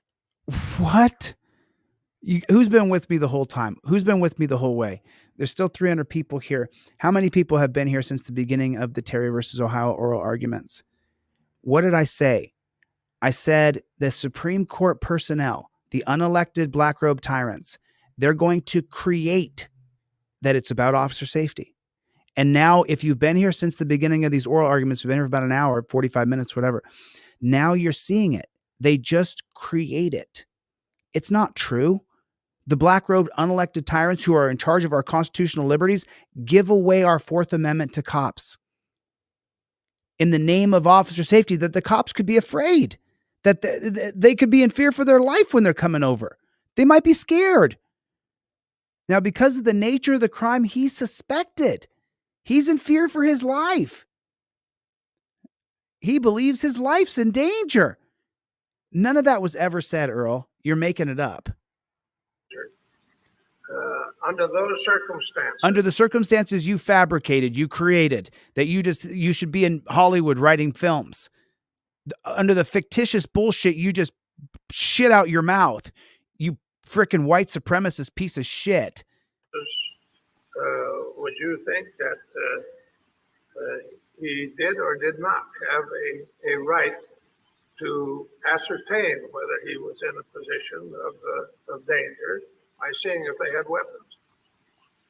Well, only if we're going to relax the standard of probable cause as we know it under the Fourth Amendment. What a good answer, though. You know, does he have the right to do these things? For his life. If he's afraid for his life is in danger. Well, if we're going to change the Fourth Amendment, if we're going to relax the standard of probable cause as we know it. he didn't permit the situation to ripen into the point where it had ripened into a probable cause type of a situation. If they were going to rob a place, let them. You're right there. You're Johnny on the spot. Blow his head off. Let people be free. And sometimes things end with a bang. If they're going to smoke a place, then follow them. And when they do it, pull the gun out of your jacket and kill them. But until they do something, they are free. He was a little ahead of himself in this situation. Way ahead of himself. And our position would have to be that you don't have a right to protect a constitutionally impermissible arrest.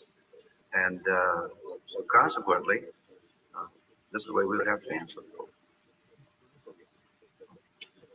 Well, police officers are very often in position where they might not be able to make an actual arrest, but they are in a position of great danger. The cops sucking. When are the cops in such a position of great danger?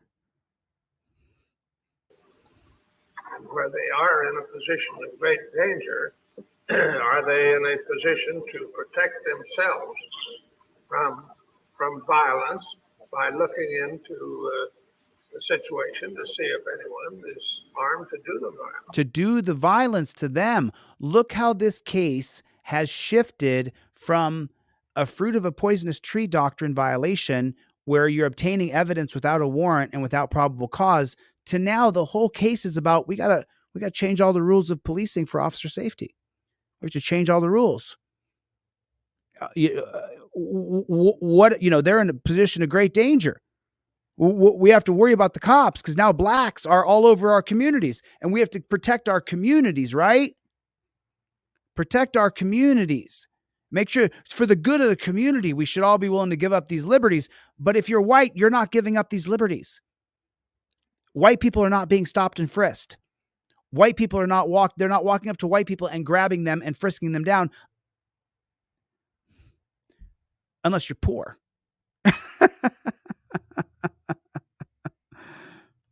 Yes, Mr. Chief Justice, he certainly has a right of self-defense, and he has a right to protect himself. But the product, once it has been removed, the danger has been removed. And we're saying that in this case, since it was not based upon probable cause, we should not protect the constitutionally impermissible arrest by permitting the yield of that arrest to come into evidence against the defendant. What he's saying here is that we shouldn't protect an unconstitutional arrest by permitting the gun to be docked into evidence when the gun should be impermissible because of Mapp versus Ohio's fruit of the poisonous tree, 1961. Take a situation of this kind. Where he just keeps on going. What about like this? Well, what about like this? Well, what about like this? a police officer sees someone acting very peculiar. What's peculiar? Might not be in connection with any information he has about any crime. Maybe the person is abnormal mentally. Maybe they are. Maybe he thinks he's insane. And what? This guy's just reaching, just creating these straw man scenarios that are just ridiculous. He wants to talk to him, but the man shows indications of might not be in connection with any information he has about any crime. Maybe the person is abnormal mentally. Maybe he thinks he's insane. And the cop wants to talk to him. He wants to talk to him, but the man shows indications of he thinks of violence, and he wants to be sure that he won't be attacked when he goes to talk. What the hell are we talking about? We're talking about a fruit of the poisonous tree doctrine argument, and now Earl Warren is creating that what if there's an insane person?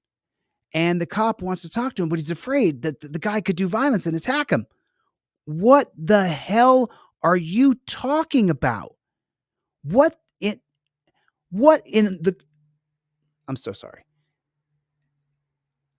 I can't get it around. They're just creating, manufacturing a scenario that's going to justify Terry policies for cops. And that's not what it's about at all. It's about making sure that cops can grab blacks. This was planned. The day after MLK Jr. was assassinated, Lyndon Johnson and Earl Warren had a private meeting. And they concocted Terry policies. You won't find it in history. That's exactly what happened. It's my own little thing. And somewhere along the route, I found where Earl Warren had gone to the White House. I can't remember where, but unless I have the document, this is my own little conspiracy theory. Terry versus Ohio was created and manufactured by the elites so that they could grab blacks. Black Panthers specifically. And he goes up to speak to him and also ascertains whether he has any weapon on him. Did you think he had a right to do that? As a matter of probable cause? There's no probable cause. You can walk up and talk to anybody you want. Do you think he has a matter to go up and grab him as a matter of probable cause? They're messing with the term probable cause. It's just not true. Probable cause is where you have broken a law. Does he have a right to do that as a matter of probable cause? No. There's no probable cause. That he might be injured himself if he doesn't take precautions. So, and now here's what a shitty attorney Louis Stokes is. Well, I think we're faced with this, and trying to reply to your question. I think we're faced with this, Mr. Chief Justice, that the average police officer would do this. Dude, you're just you did such a bad job, Stokes. And then you got elected in the government for like 20 years, and the blacks had elected you, but they didn't know because they didn't actually get the transcripts of what a shitty job you did. When the judge says, hey, don't you think it's reasonable the cop does this? You say, no, it's not. Not if we're going to live in a free society. And instead, Louis Stokes says, the average police officer would do this under these circumstances. If he felt himself to be in any type of danger, that he would. You're such a shitty lawyer, dude. You're a shitty attorney. Conduct a search for the purpose of protecting his own life. Now you're justifying that cops can violate your rights for protection of their own life. In one sentence, you give them everything they want to hear from a defense. Why do you think you got the case at the Supreme Court? Back then, they still called you Negro lawyers. He's a Negro lawyer. That's how you were referred to as a lawyer. So they gave the Negro lawyer the case for Terry versus Ohio, so that the judges could say to them, well, don't you think it's justified in this kind of scenario? And then because the Negro lawyer, it's his first time there and he's lucky to be there, he's going to say, if he felt himself to be in any type of danger, that he would conduct a search for the purpose of protecting his own life in a possibly dangerous situation. But I'm saying that we cannot, merely because of that type of situation. Right, but you start with this. You start this, and you take the butt off there. What I am saying, not being what is required under the Fourth Amendment, we can't give sanctity to it by way of saying, since you did find this product, we're going to permit it into the evidence. Now he tries to drag it back, but he doesn't talk about the gun. He calls the gun a product.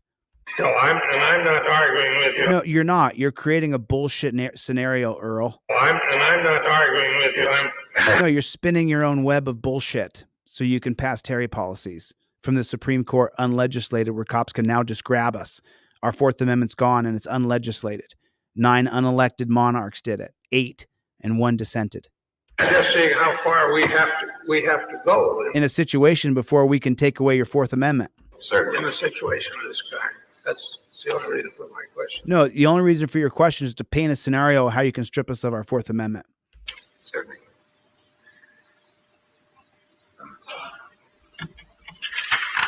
Another reason we think that the court,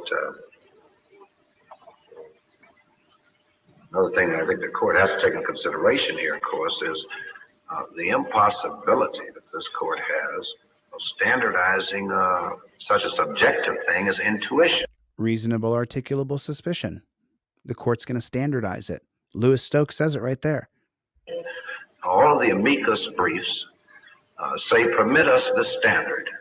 The amicus briefs is when a friend of the court, an attorney, a group, the Fraternal Order of Police, they'll submit a brief to the court, and all the briefs say permit us this standard.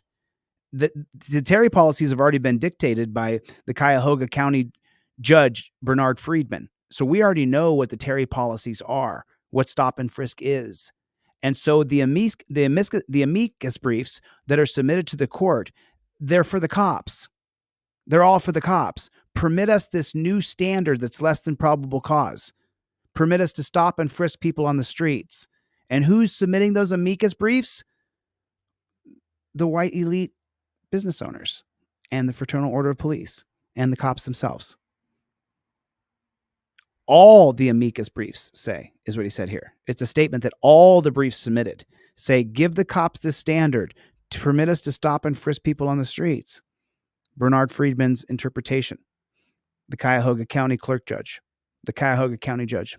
All of the amicus briefs say permit us the standard that is less than probable cause. Permit us to stop and frisk people on the streets. Now, experience has already taught us, if the court please, that policemen have had enough difficulty being able to grapple with and to determine for themselves what is tantamount to probable cause. When do they see someone breaking the law? Cops are already saying, is he breaking the law? Is he not breaking the law? Is that against the law? As it has been enunciated in decisions by this court. Now they're saying to this court, give us another standard. A lower standard. Reasonable suspicion.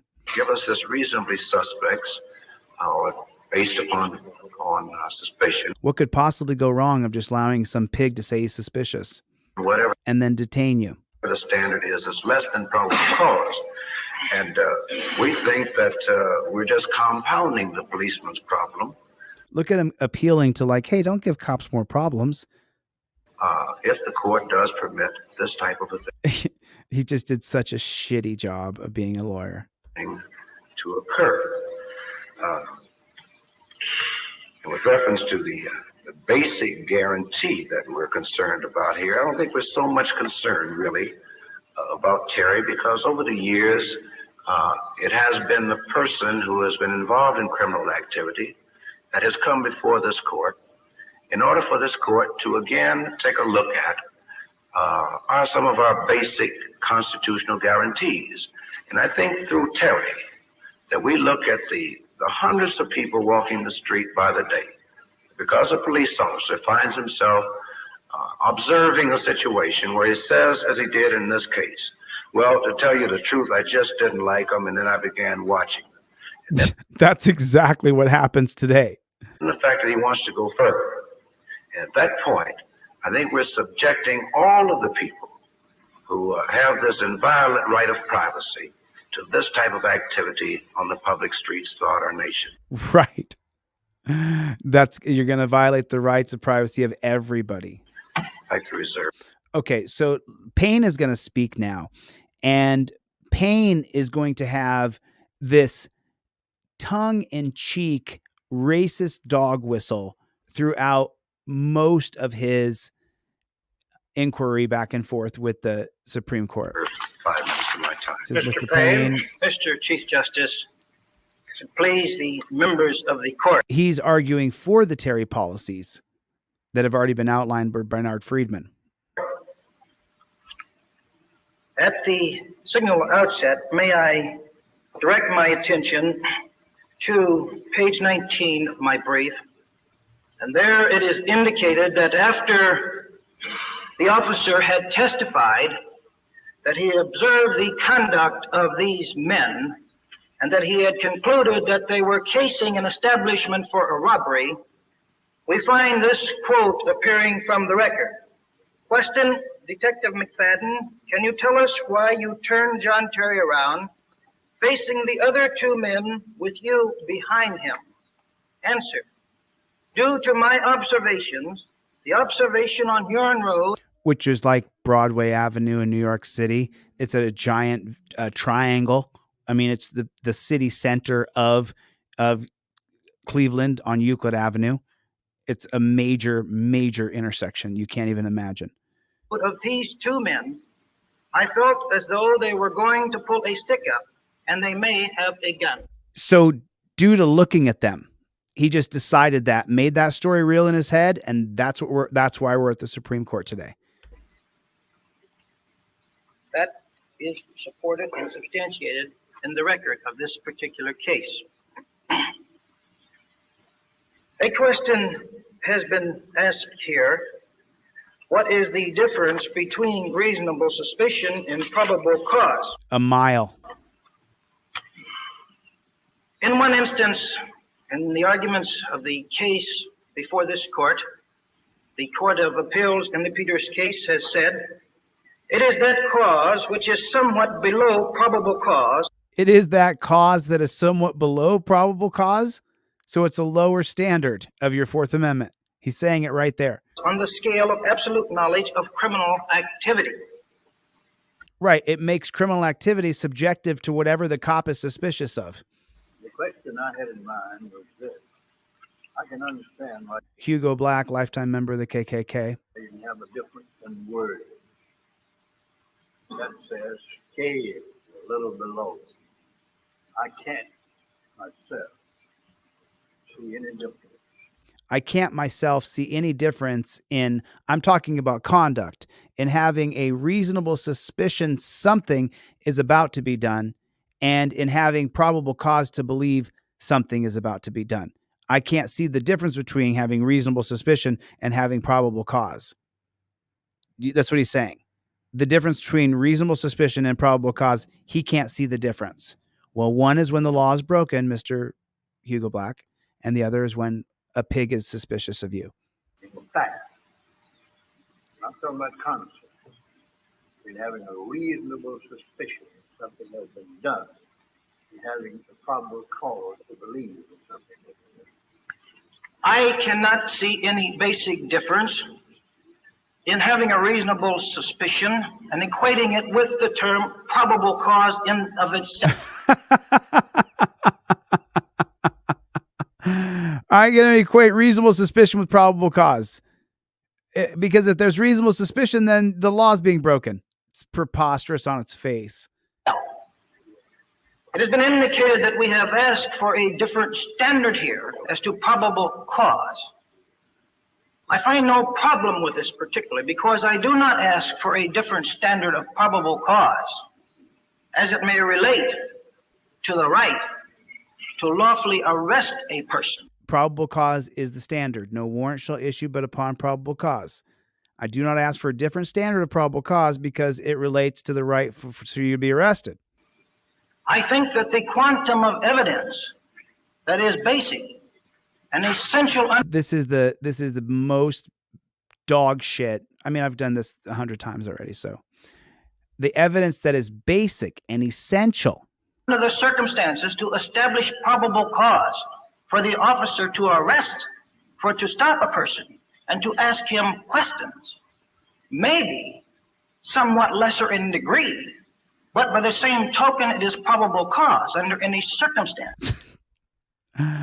It's basic and essential under the circumstances to establish probable cause, but at the same token, probable cause and reasonable suspicion are the same. It's a lesser degree, but at the same token, it's probable cause under any circumstance. Do you understand that?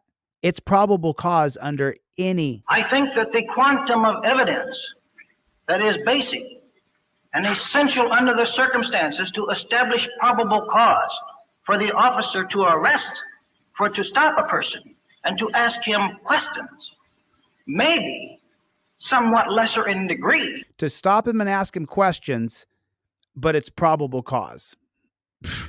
But by the same token, it is probable cause under any circumstances. The same.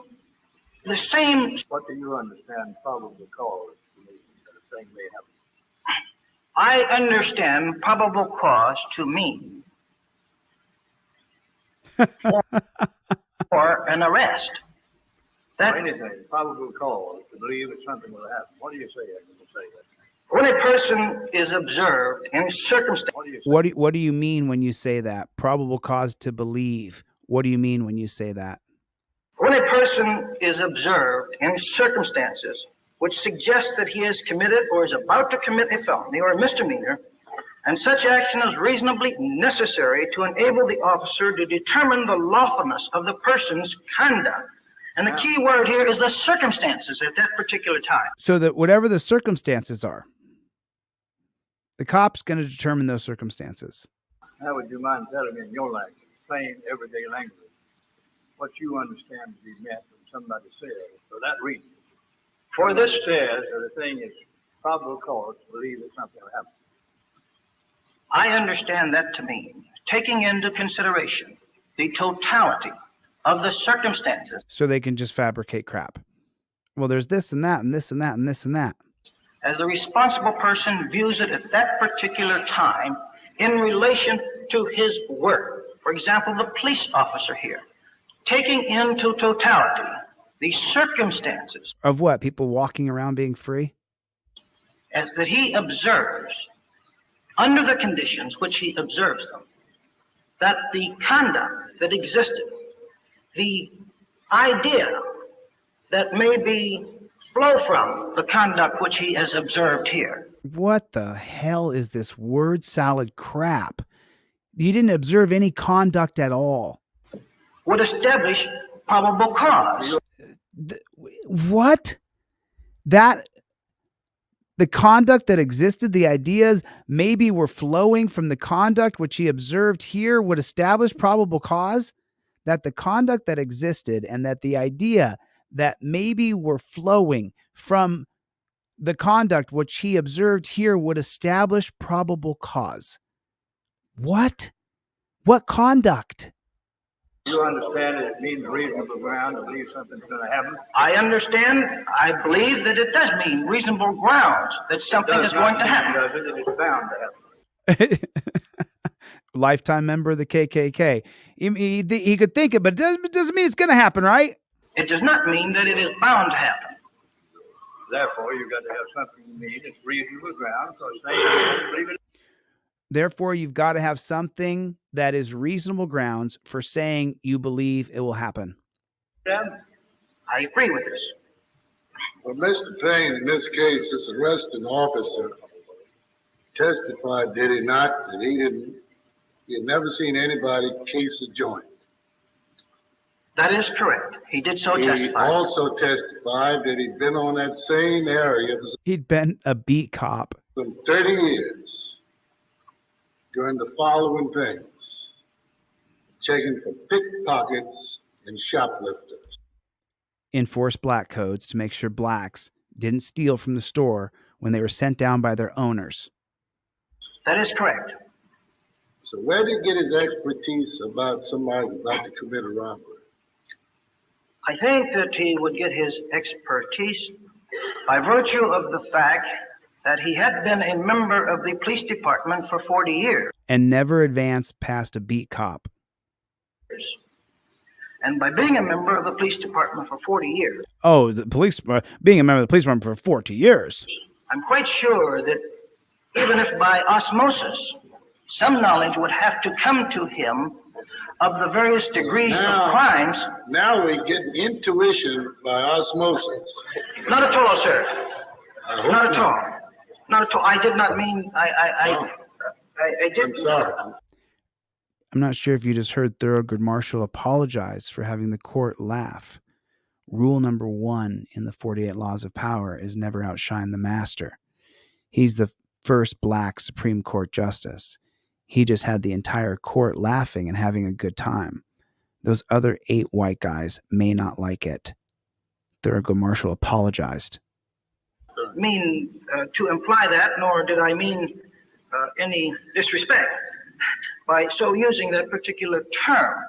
I think that, for example, if I, as a lawyer, am around a particular office for a number of years, that I certainly must gain knowledge about various concepts of law that may come about from time to time. There are exceptions to that.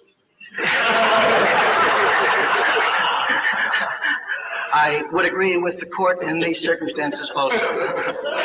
Well, seriously, Mr. Payne, the point is that the only thing he noticed was a man leave from position talking to another man, and go across the street, look in the window, and go back. That's it. Freedom to assemble. Now, number one, you'll agree that everybody that looks in a public window is not casing a joint. Agreed.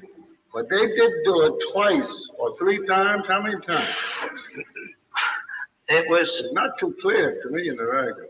It's funny. One time a troll made a video and said that Thurgood Marshall never addressed it right here at this timestamp right here. He does address it and says, it's not too clear for me. Yeah, I can see that. Right. May I then, in response to the Justice's question, indicate, first of all, and clarify this. His testimony was not that he didn't like them. His testimony was that he didn't like their looks. They were black. Now, I don't think that he meant by that any reference to pigmentation or anything else. I just said he didn't like how they look because they're black guys milling around downtown on Halloween Day before they're freed in 1964. This is 1963. Now, Lewis Stokes is going to say, Lewis Payne, Payne. Now, I don't think that he meant Reuben by Payne. that any reference to pigmentation or anything. Okay, you may think that, but he's writing the report to who? White commanders, white judges, white prosecutors. Anything else. I think that he meant by that, when we take the entire record into consideration, the fact that this was in a downtown area, that these people were not continuing in the regular flow of commerce of other people that were on the street. These were black dudes milling around. You can't be milling around downtown, bro. That they bad watching, you would say, wouldn't you say? I'm sorry, I didn't. They bad watching. They bared watching. Yeah. They were standing on the corner conversing. Then, because of their not continuing in the flow of regular commerce, he observed one of the petitioners walk away from the other one and proceed approximately 100 feet west of the street. They must be planning a takeover. He noticed the unusual activity of this petitioner peering in the jewelry store or the airline office there. He couldn't have been enamored by looking at jewels. He was black. Black people didn't have real jewelry that you could see downtown Euclid Street. Every time you'd walk by and look at a shiny diamond, your eyes get locked to it. John Terry was mentally ill. Would it be astonishing to know that he stared at the pretty bright diamonds? Not at all. That was something in the vicinity of the airline office or the jewelry store which excited the petitioner's attention in some manner or in some way. Yeah, the He diamonds. then returned to his companion on the corner, had a conversation with his companion. Oh, man, those diamonds down there are amazing. It's just crazy looking. His companion, in turn, alternately proceeded up the street and Went and looked at the same diamonds that he just said there's diamonds in there. And what are we doing? Just hanging out, man. Downtown Cleveland on Halloween. It's awesome. conducted himself in the very same manner, that they alternated in this way 4 or 5 times, that thereupon a third man came from across the street and had a conversation with them. They are all talking and having a good time downtown being free. You better watch them. After having a conversation with them, that the third man returned back across the street and stationed himself there. Stationed himself there. Didn't just watch the pretty girls walk by. Wasn't just hanging out downtown. Stationed himself. He was stationing himself there. That these individuals then engaged in the conduct which I have described previously. They were talking to each other and looking in the windows of the stores and then standing around, checking people out as they walked around the busy downtown Euclid Avenue in Huron. 4 or 5 additional trips after that.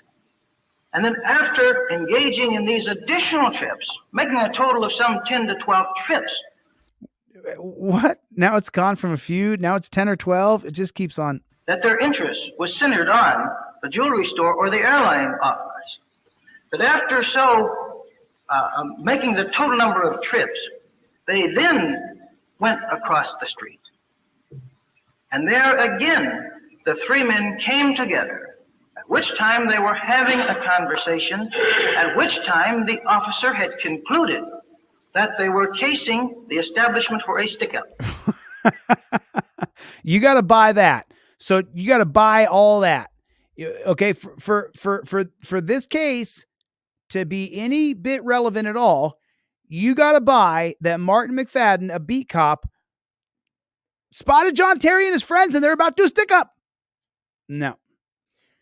He spotted two emboldened black dudes who were freed from the 1954 case of Brown versus Board of Education, even though they weren't supposed to be downtown because of the black codes. Black codes had been abolished or supposed to be stopped after 1954. Martin McFadden had been enforcing those black codes from 1924 till 1954. So then in 1963, when he saw John Terry hanging around downtown, he went over and said, "You can't be hanging around down here." But he grabbed him, found a gun, and said, "Oh, look, I'm a super cop. I stopped him from having a stick up down here." And that's just not the case at all. It's all lies.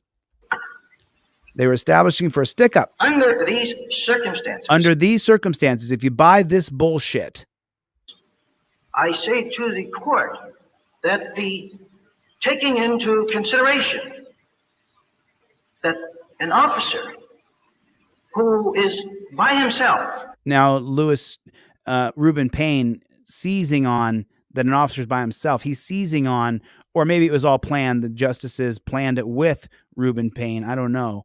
But now he's throwing it in there. Taking into consideration the number of persons involved. But didn't your own court say they still did not have probable cause for arrest? As of this point, we're now at. The trial court indicated that at this point that there was not probable cause for arrest. The appellate court did indicate that there was probable cause for arrest after the frisk took place. No, I mean, we haven't frisked him yet. That is correct. So he didn't have probable cause to arrest when he approached. I would agree with this. So because he didn't have probable cause to grab him when he walked up to him, the Supreme Court changed it for all of us based on this case. And he didn't get probable cause, so he put his hand on the butt of the gun. So now they make sure that cops can walk up and grab you. He didn't get probable cause to arrest him until he put his hand on the butt of the gun in his inside coat pocket. No, sir. Is that right? No, sir. Well, when did he get probable cause for arrest? He received probable cause for arrest when he turned Terry around and ran his hands over the outside of his clothing and feeling a gun in the upper left breast pocket and indicating emphatically at that time that what I felt was a gun, a weapon. Well, he didn't have it, as counsel for petitioner says, he didn't have it when he laid hands on him and turned him around. I would agree with, he did not have probable cause to arrest. Right.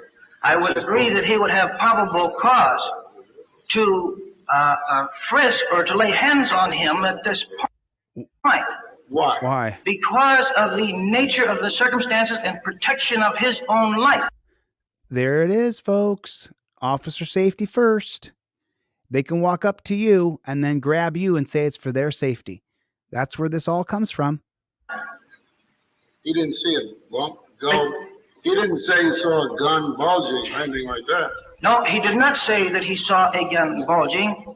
He indicated that they were casing a joint for robbery, which implies a crime of violence, which implies that they have a gun. Didn't see a gun, didn't see a bulge for a gun, just saw them, didn't like how they looked, ran up and grabbed them, and then found a gun. And so because of his story that... He indicated that they were casing a joint for robbery, which implies a crime of violence, which implies that they have a gun. That coupled with the fact that after he made an identification of himself when approaching these men, and indicated to them that he was a police officer, that the response which they gave was in the manner of evading the question which he had put to them under these circumstances. I think that What was the colloquy? What was the colloquy at that moment? the question which was put to them by the officers, what are your names? As to this, there was a mumbled, incoherent response made in reply to that particular question. And this, of course, coupled with his observations and conclusions which he had made previously, there was probable cause for this officer. There was no probable cause. You don't get to make up terms because you want them to be what you want them to be. There was probable cause for this officer to further investigate. There was no probable cause. Probable cause is when you have broken the law, plain as day. There was not probable cause to investigate further under any circumstances. You're creating bullshit scenarios and saying, oh, yeah. To further investigate for weapons under these circumstances to determine and to protect his own life. It's about officer safety. It was all concocted. Now, it is my contention. Mr. Payne, if we're going to use, you have said repeatedly now, I understand it, probable cause, are you saying something like this, that while there may not have been probable cause to arrest in the sense of taking him to the police station and booking them for some crime? This is where the Terry detainment comes from right here. At least in these circumstances, there was probable cause to arrest in the sense of asking them questions. Who are you and what are you doing here? Is that what you're saying? I hesitate in the use of the Well, you keep saying probable cause in the circumstances. Right. He keeps using the word probable cause wrong. And I gathered what you must mean is that if to detain them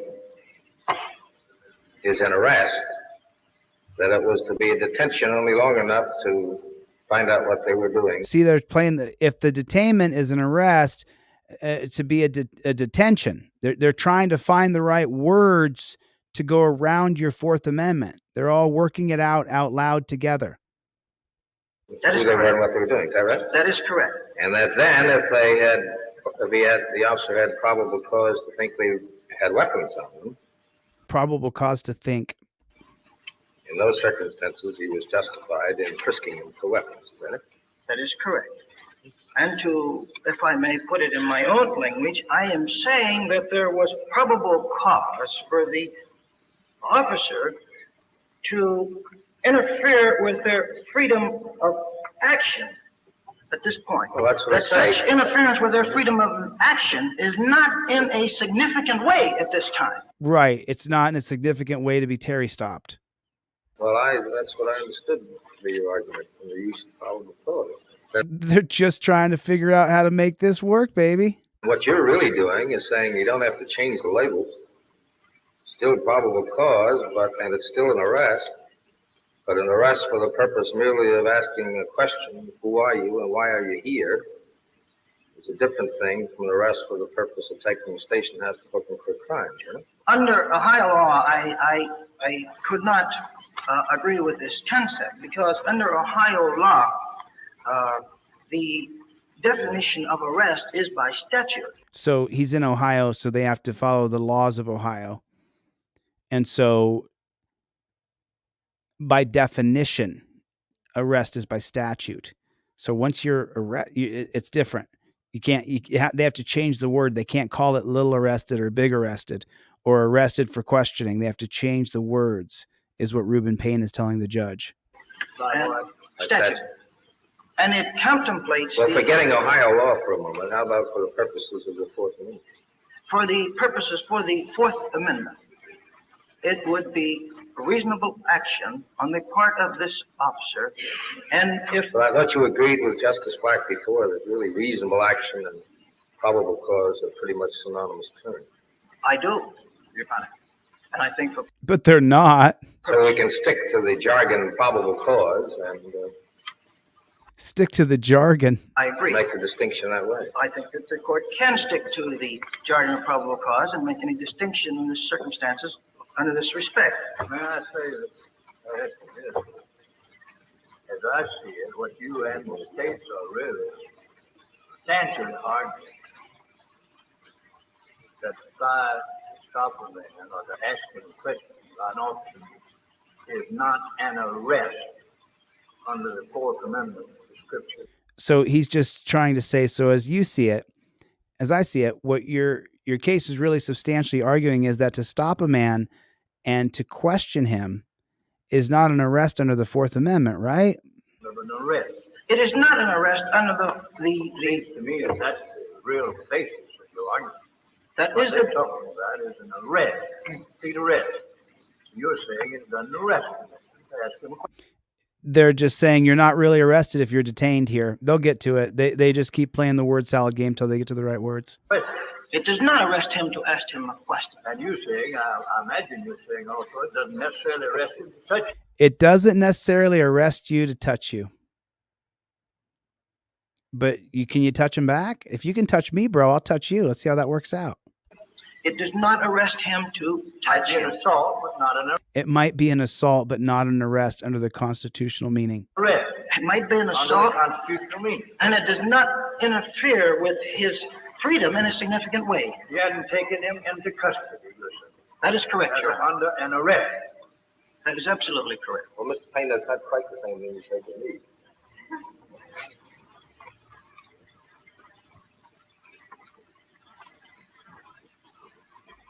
I don't understand that same thing. May you I? said to me. I thought you said to me earlier that there might be arrest for some purposes and arrest for other purposes, Fourth Amendment purposes. And then an arrest for the purpose of asking a chapter's name, which follows from a detention. What? Or what's he doing there? There might be probable cause for that sort of thing, and without any violation of the program, even though there could not be in the same circumstances. I did not. Probable cause to take him to the station house in Brooklyn for a crime.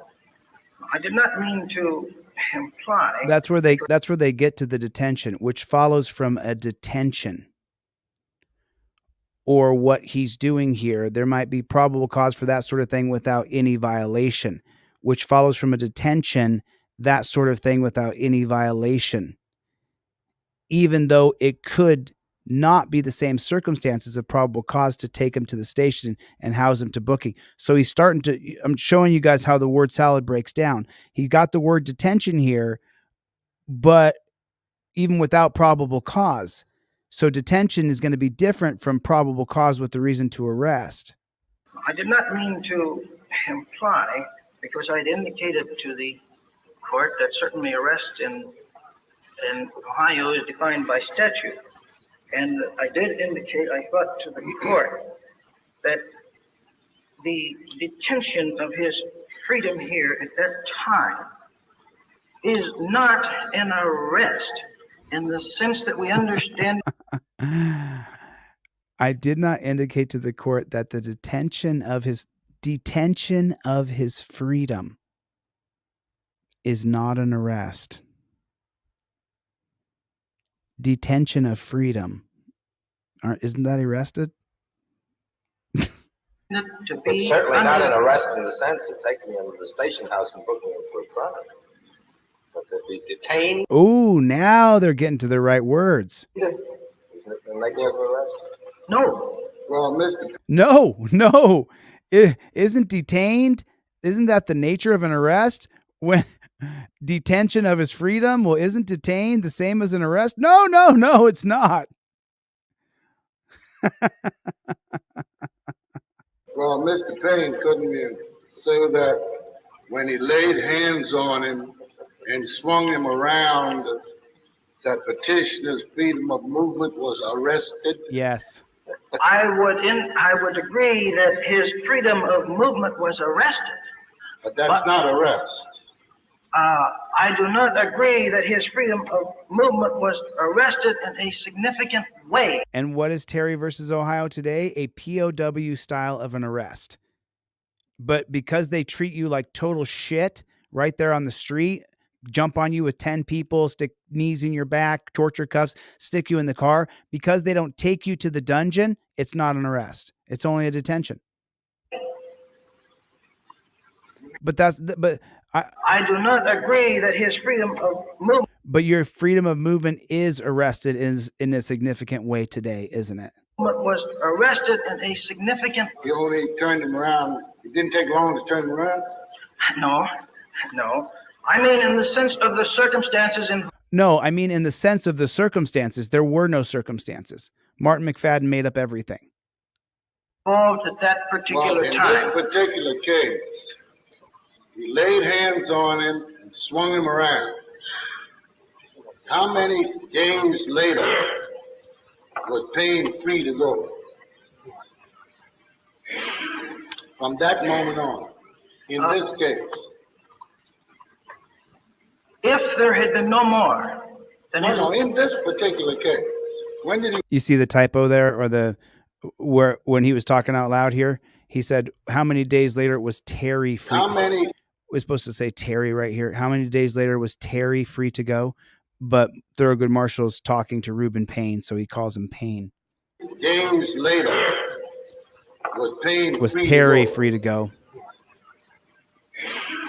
From that moment on, in this case. If there had been no more, then in this particular case, when did he next get out? When did Terry get his freedom?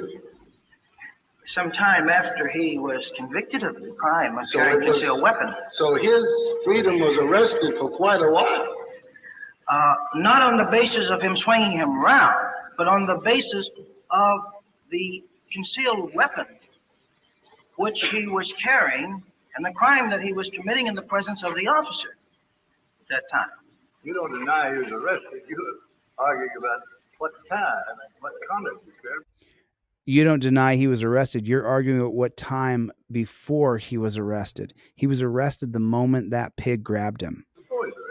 That's correct. That is correct. When did the arrest take place? The arrest. Speaking in ordinary terms, now not little arrest or big arrest, but just speaking in ordinary terms. When was he arrested? That's so funny, isn't it? Not in terms of that's so funny, little arrest or big arrest. That's hilarious. Speaking in ordinary terms, he was arrested after the officer felt the weapon and ordered them into the interior of the store. And it was not until that time, after he felt the weapon on the outside, he did insert his hand and feel the butt of the gun afterwards. And after taking them on the inside, and they were placed against the wall, when the coat was pulled from his shoulders, and then the gun was taken from out of the pocket of Terry. He then went to the other petitioner and patted him on the outside of his clothing, and thereupon felt a weapon that he testified to.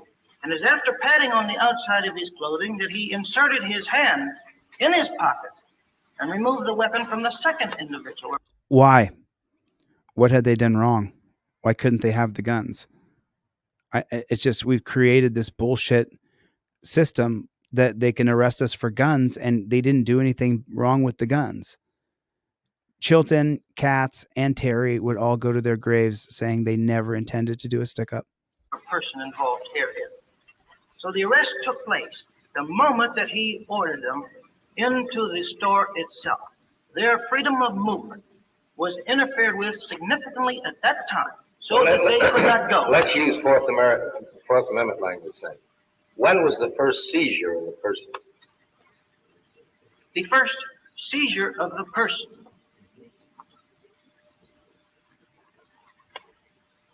The first seizure of the person was at the time that he ordered them into the store. You mean when he took Terry and swung him around, there was no seizure of the person? Yes, he was seized. I think there was a temporary detaining Here's the word salad. Here it comes. or interference with his Well, he person. had his hands on him and he switched them around. Surely there was no seizure of the person. All right? But here again, we're dealing in simply semantic words. Oh, really?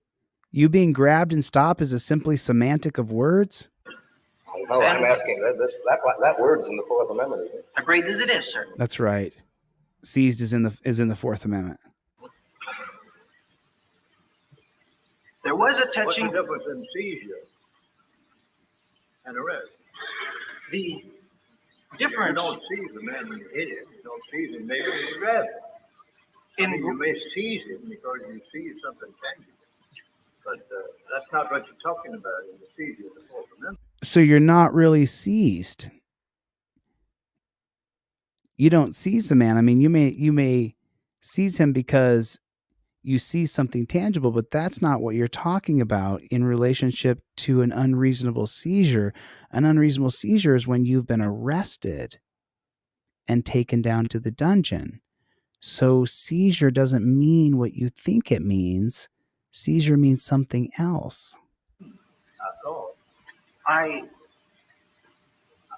thought it was an arrest. Arrest. It is arrest that I understand that we are discussing in this matter. Well, an officer could very easily turn a man around without arresting. Hugo Black, lifetime member of the KKK. I agree with this, and this is the position that Might not I be take. easy to turn on his side. Senator from Alabama. By the time he was 10 years old, there had been 16 lynchings in Alabama. That he could very easily turn the man around, and some may term that as a seizure of the person himself. In Clay County, where he lived. But I would not term it as a seizure of the person himself unless he has the intention of taking that person into custody, even though he may lay hands on him at that particular time. Boy, this is crazy, isn't it? And some may term as a seizure of that person himself, but I would not term that as a seizure of the person himself unless he has the intention of taking the person to the dungeon. Even though he may lay hands on him, he's not seized. What? Well, he undoubtedly did this when he ordered him to get in the door and turn his palm towards the wall and stand there. That's undoubtedly. But at that point, there can be no doubt about an arrest. So now even the lifetime member of the KKK is saying that when you take dominion over someone and make them do what you put your hands on the wall, bend over, then you've arrested them. I would agree with this. I think that the affirmance of the conviction of the petitioners on the law in the instant case is reasonable, is necessary, and is appropriate to secure the safety and the welfare and the best interest of the public of the state of Ohio. It's in the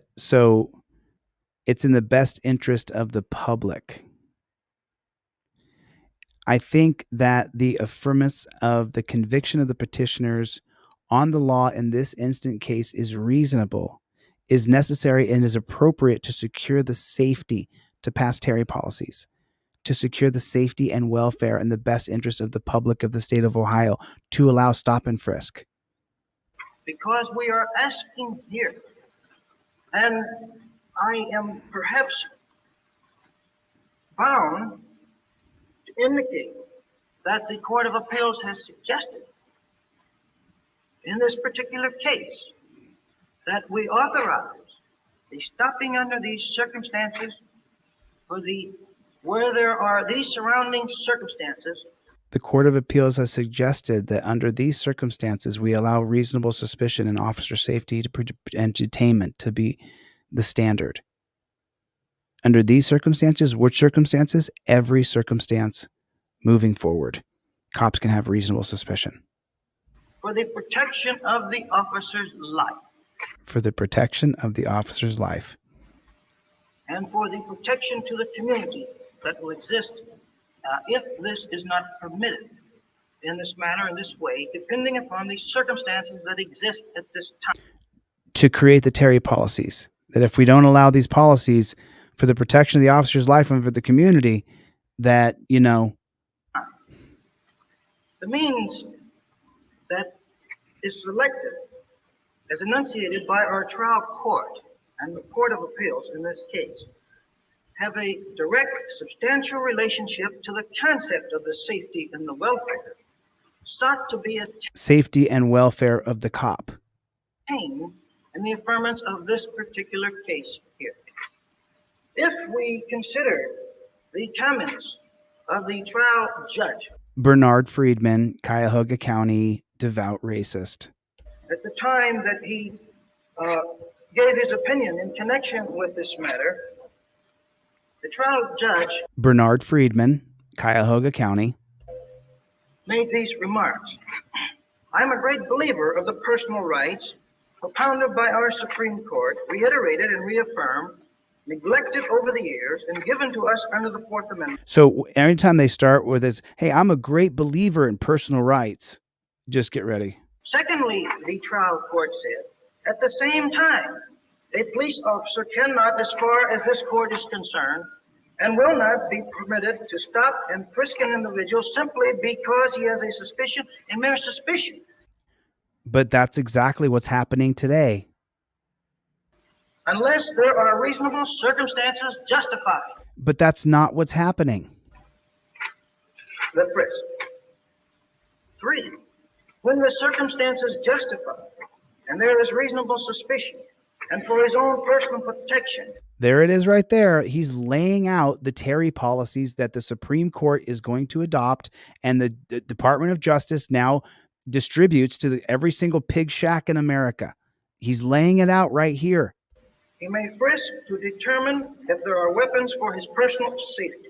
There it is right there. Officer safety over your right to be free.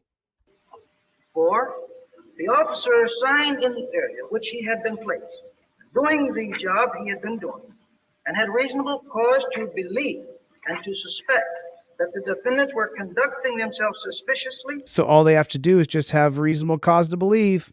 and some interrogation should be made of their action. 5, there was reasonable cause in this case for the officer to approach these individuals and pat them down. There wasn't, though. You guys heard the whole case. There wasn't any.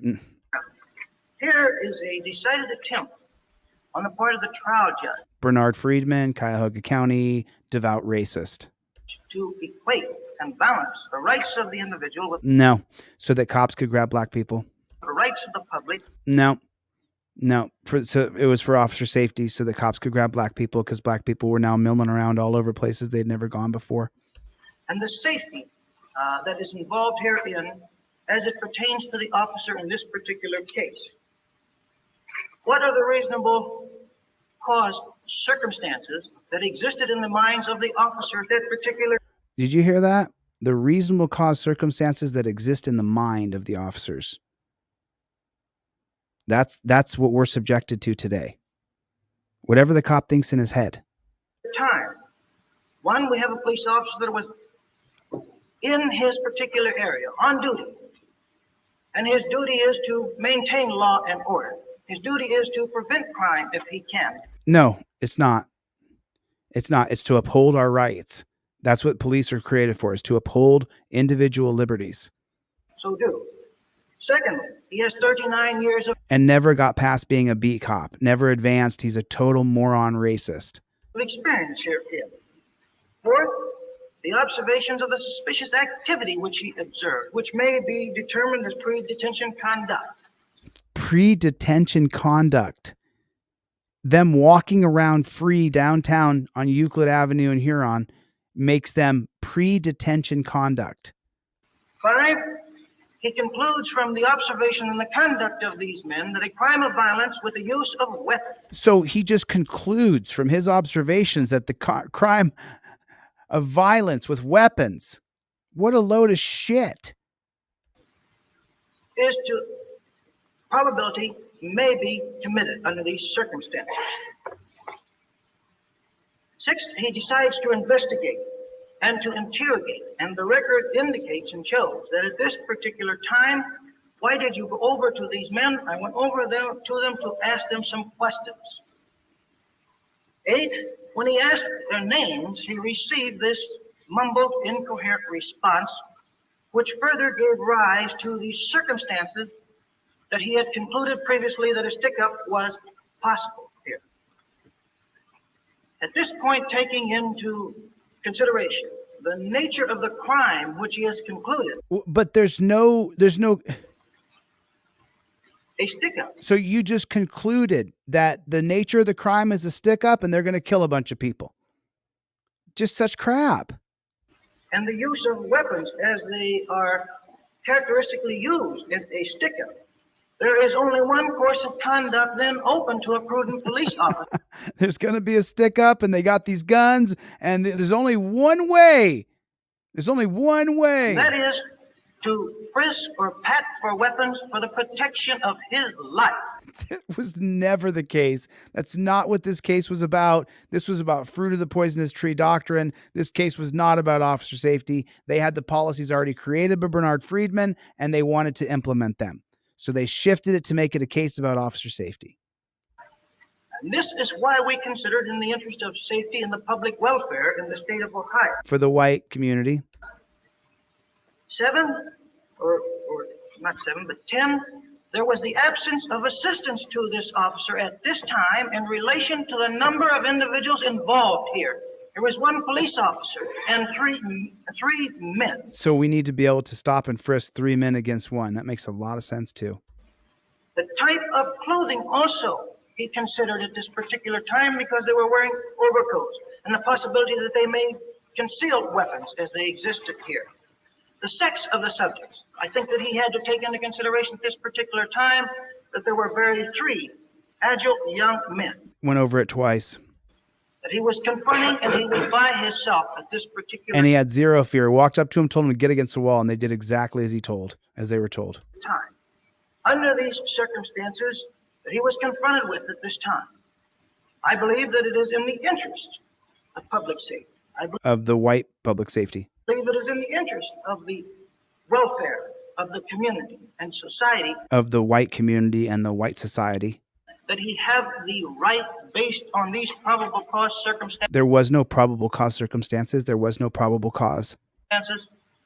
to frisk this man, So we want to get rid of the warrant requirement to frisk people. to temporarily detain him, To create the Terry detention.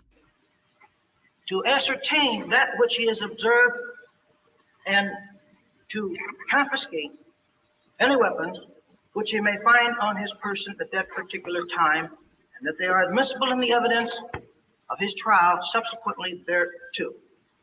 I think that if, as the question was placed by one of the justices of the court, that after probable cause that exists here in this particular case, But after the probable cause that exists here in this particular case, there was no probable cause.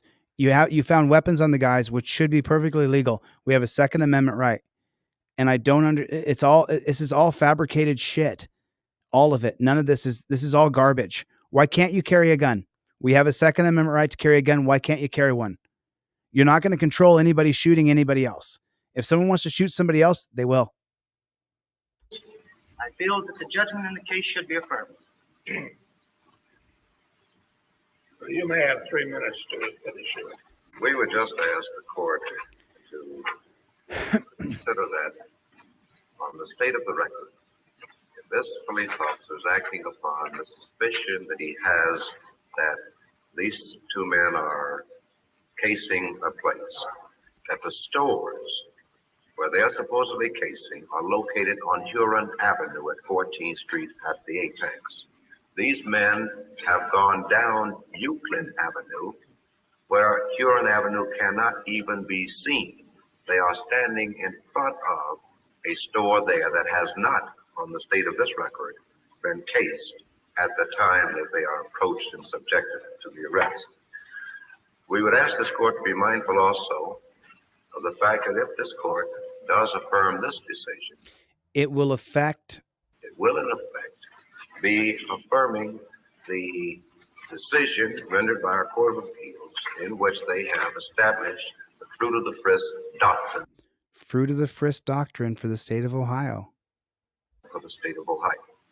I would ask you to keep in mind that the state of Ohio has just considered a few months ago and rejected a stop and frisk bill similar to that of the state of New York.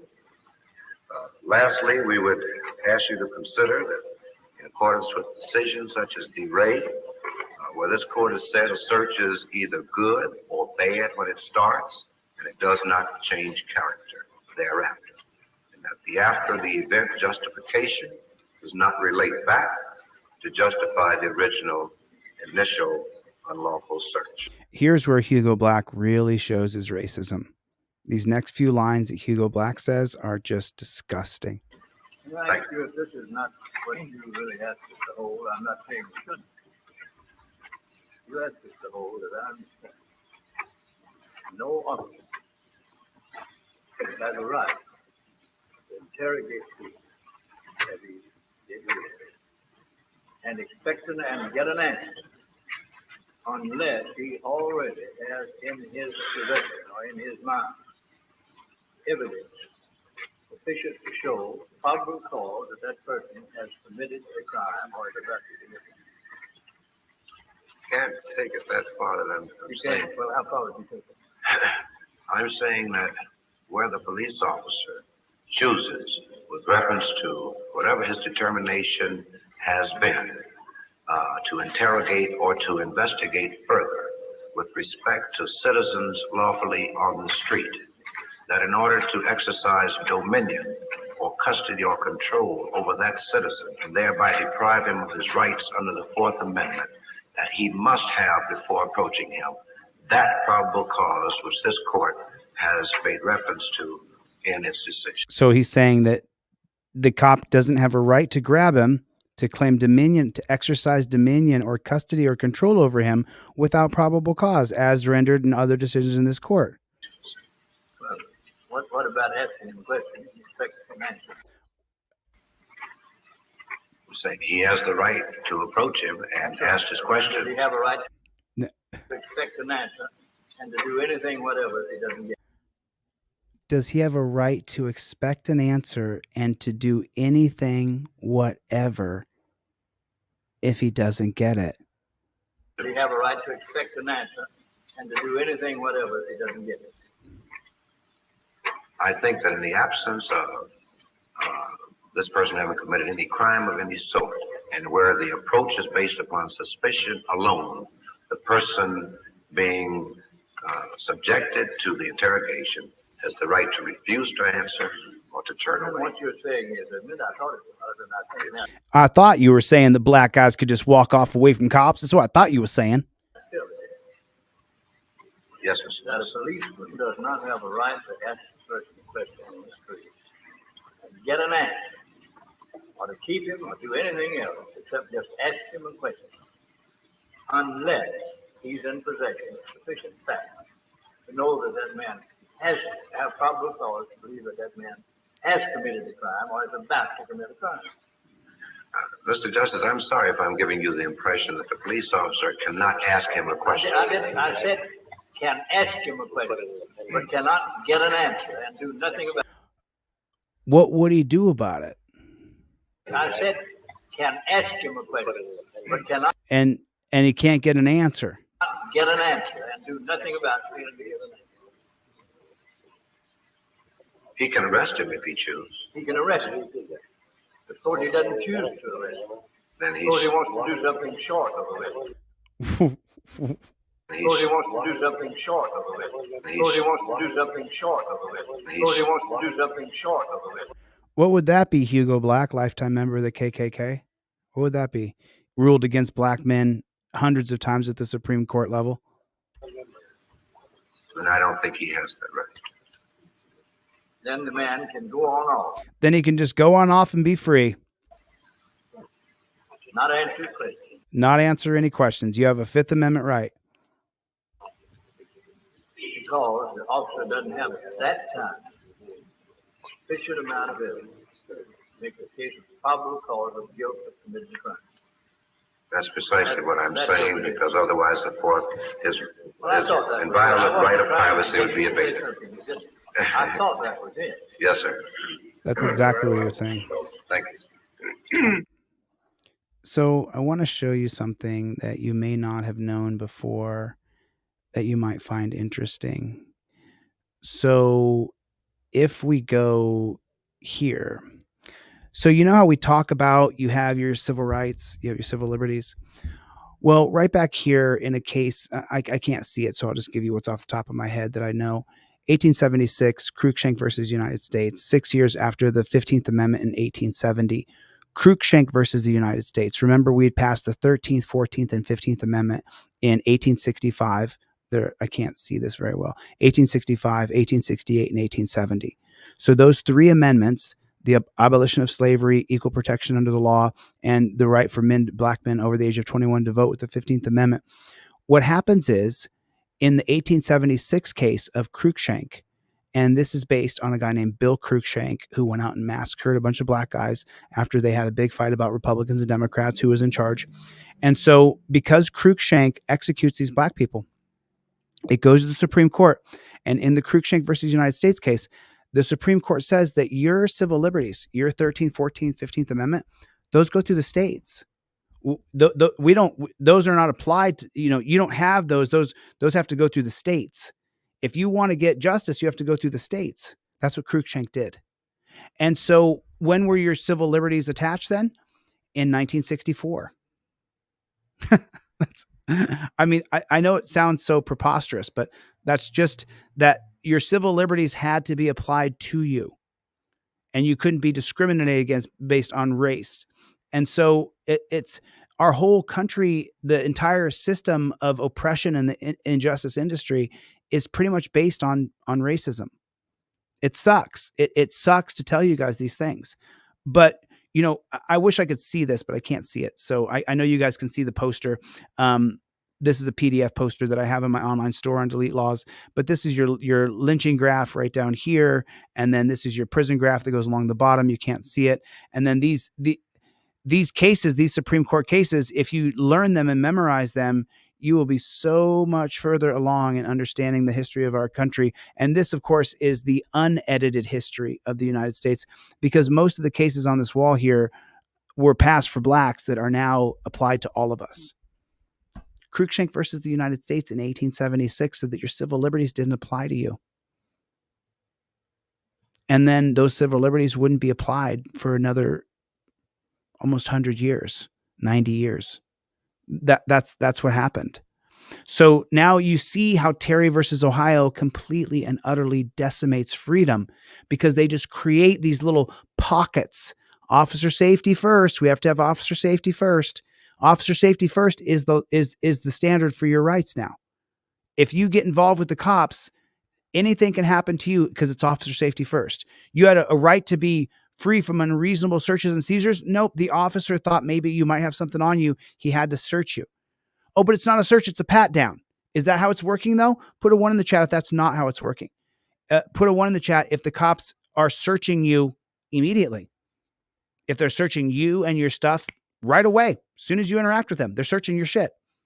I mean, it's just such crap. It's just such crap. We're living in such a dystopian society. It's unbelievable. It's unbelievable. I didn't plan on going quite that deep into Terry versus Ohio today, but my last couple thumbnails have not matched up what I've been talking about. Let me see if this got uploaded to the channel. I will check the backlog here. I will see if this video has been uploaded so I can make a comment on it here for you. Here it is. Yeah, it's here. So I want to show you guys this. Oh, is this one not? This is 4 hours ago. Oh no, I can't show this because they'll demonetize this whole Terry versus Ohio video. Dula, I cannot. I can't show that. I want to show you guys something. I'll show you just 2 seconds of it real quick, like just get a glimpse at what I'm looking at here, and then I will pause it.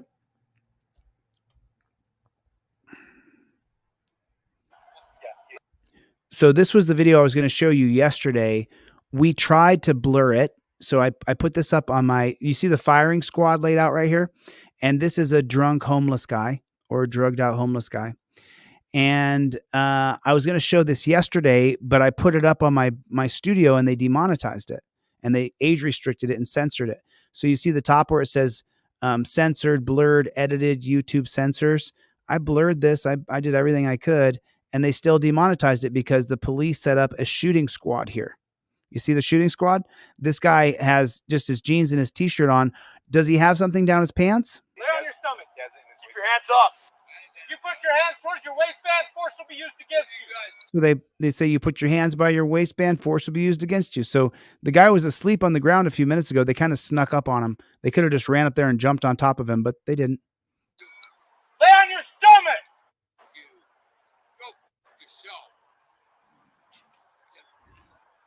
Lay down. Oh, so he's going to reach right there inside of his pants.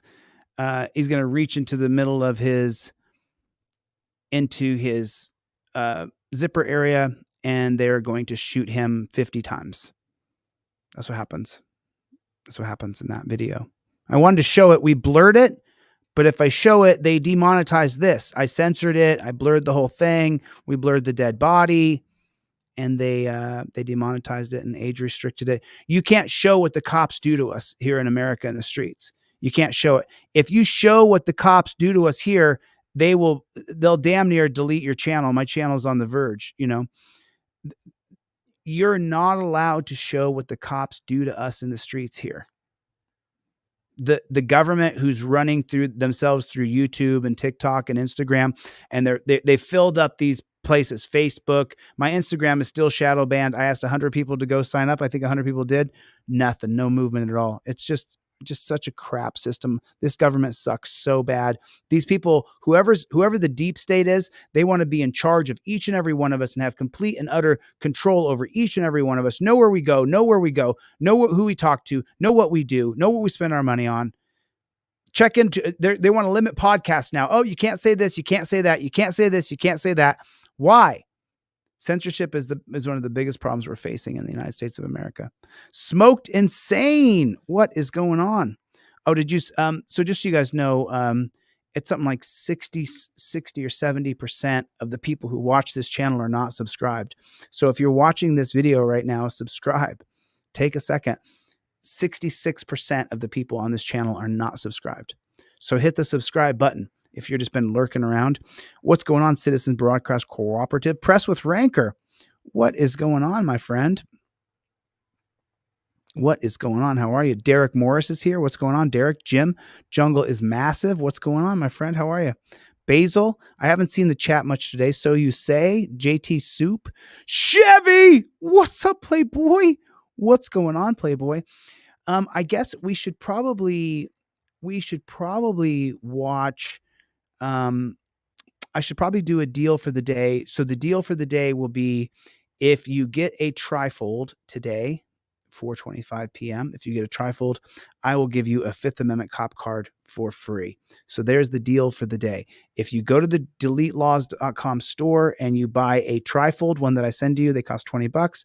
I will then give you a Fifth Amendment cop card that is made of like this hotel key for free, like your Visa card for free. I suppose that we should watch the latest installment of American Patriot. Did anybody see it? Put a 1 in the chat. But first, let me do this. Put a 1 in the chat if you have a trifold or a Fifth Amendment cop card. Press with Rancor. I'm going to send you a pair of Fifth Amendment cop cards.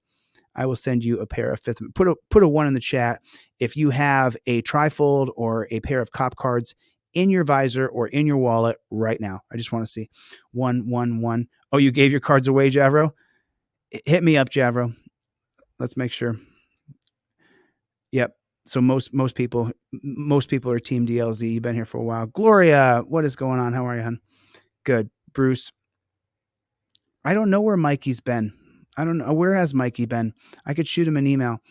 I'm just not sure. You got to have a trifold in your car. You got to have a Fifth Amendment cop card in your wallet. Most people know. I mean, you can see most people in here, 1, 1, 1, 1, 1, 1, 1. You have to have it in your wallet.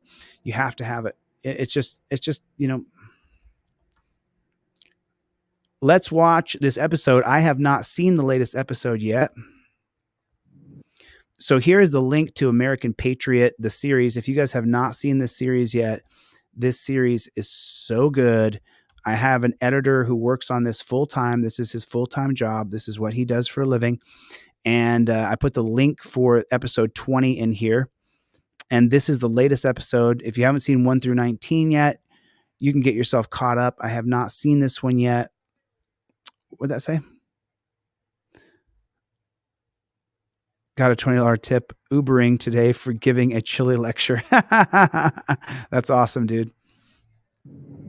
Episode 20. One lady came down and she came down, and when I said to her, we got to put your story on camera, she left. And then one guy came down just now, younger gentleman, and he said the Ironton police harassed him so much that it disbanded him and his group of friends. That's what he told me. He wouldn't talk on camera. He wouldn't talk on audio. And then as far as the Blankenships, whoa. I know Derek came down and he said his daddy wasn't involved in the drug business. One person emailed me and said, I was listening to the interview you were doing with Derek Blankenship, who went on camera.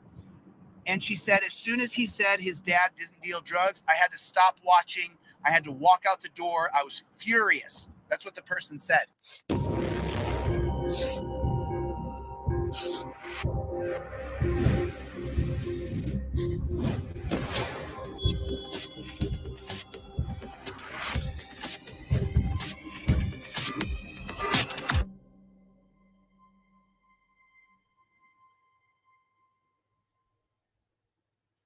Change is happening right now at an extraordinarily dramatic rate, because what you guys are witnessing is the culmination of the digital era coming to life. The name of the new system is called transparency. And that's all I'm going to say, and I'll get into that policing system. But you're about to see changes in leaps and bounds because of the camera. Those dirty pigs are going to be fired because there's so many people going on camera saying, oh my God, look at this, because this is bullshit and we're not going to take it. So I need you guys to put your face on camera. I put 5 or 6 people faces on camera today. My God, Ted Sprouse's story of his dogs being kidnapped. That does say police on it. I see a police cruiser up there. And you know me, I just immediately want to go over there and have a conversation with that copper, but I'm not going to. So you guys are about to see everything. I called out Hanshaw. I don't mean to interrupt the series, but Chevy just put this. I made a video 2 weeks ago calling out Lawrence County Deputy Jeremy Hanshaw. 2 weeks later, Hanshaw's been fired. So it's real. The effects of what we do are real. Change over the next couple years. And the reason why everything's going to change is because with the digital era, everything's going to be caught on camera now. Every single thing is going to be caught on camera now.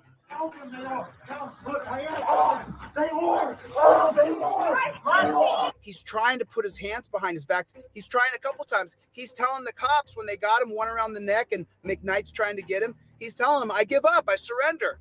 But McKnight wants to tase him. So he tases him. The guy puts his hands behind his back. He tases him again. And now that we can all see how cops treat human beings, it's atrocious.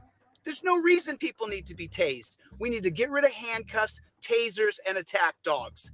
You got a camera now. This camera, just so you know, is your gun. This is your new weapon. I'll be filing a complaint against the blue line flags you added. You see that, you criminal? You're going to fucking prison, you piece of fucking shit. You think it's a joke. Hey, it's going to be me that puts you in prison.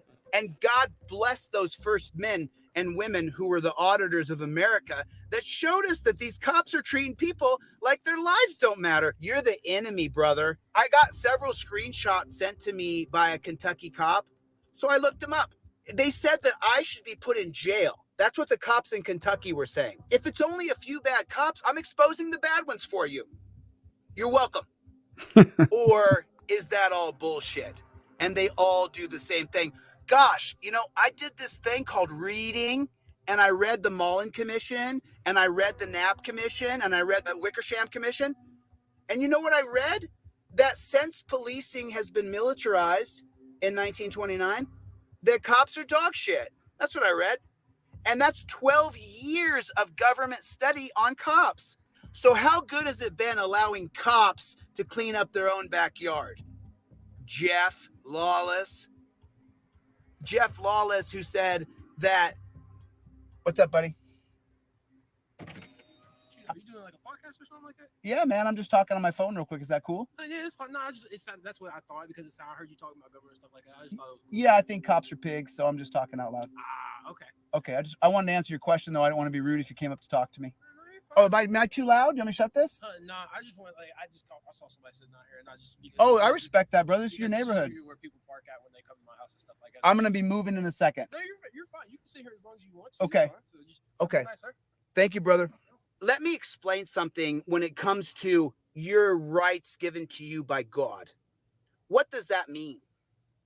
That means that you're born with the inalienable right to life, liberty, property. You are born with the freedom of religion, with the freedom of press, with the freedom to assemble, with the freedom to petition, and freedom of speech. Those are your first big 5 freedoms. They are not written up during the Federalist Papers or the signing of the Declaration of Independence in 1776 or the finalization of the Constitution in 1793. None of those things come from a piece of paper. They come from God. That's why these guys are tyrants. You should not be stuffed into the back of a dungeon and then taken to a dungeon where there's no paint on the walls. And like Sarah said earlier, you got to step over bodies because there's no room for you. I'm the way I am because these guys abused me. I'm the way I am because they no-knock raided my home for no reason. The cops could have texted me and said, dude, we want to arrest you. And I would have said, where are you? I'll come right to you. But they didn't. They want to put on their war gear and kick your door down. Because let me tell you something. When I'm governor, I'm going to end all invasions. No more home invasions. Because the camera, we can siege you. If we need you that bad, we put a camera at the front of your house, put an officer to watch it, and then we siege you. No food can go in, no water can come out. We don't need to kick your door down with attack dogs. We're going to wait for you to come out. You got to come out sometime. If you're that bad, we're going to get you. You go to the Juvenile Justice Center in Nashville, Tennessee. It's after 9 p.m. 4 teens aged 15 to 17 have been left unsupervised while on a work detail off camera in the basement of the building. And as you can see, they don't plan on sticking around for their trials. They've just come up a basement elevator and are wearing what appear to be yellow security vests. When they get to the ground floor, the teens bolt through the front entrance. No one's stopping them. Cameras catch the entire escape. For now, they've made it and run off into the night. Eventually, all 4 involved in the escape were caught and could now face additional charges. You can't even rob a house and run down the street. The Ring Network will get you. Lawless, you wouldn't let us see your jail. She said there's bodies stacked on top of people. I said, let's see it. Oh, no, come back on visiting day. The Mullen Commission, 1994, in one of the interviews, the supervisor says, as soon as we found out that there was oversight coming in, as soon as we found out that there was a new third party coming in, everything got cleaned up. Everybody's books got cleaned up. The reports got cleaned up. Everything got cleaned up. Just knowing oversight was coming.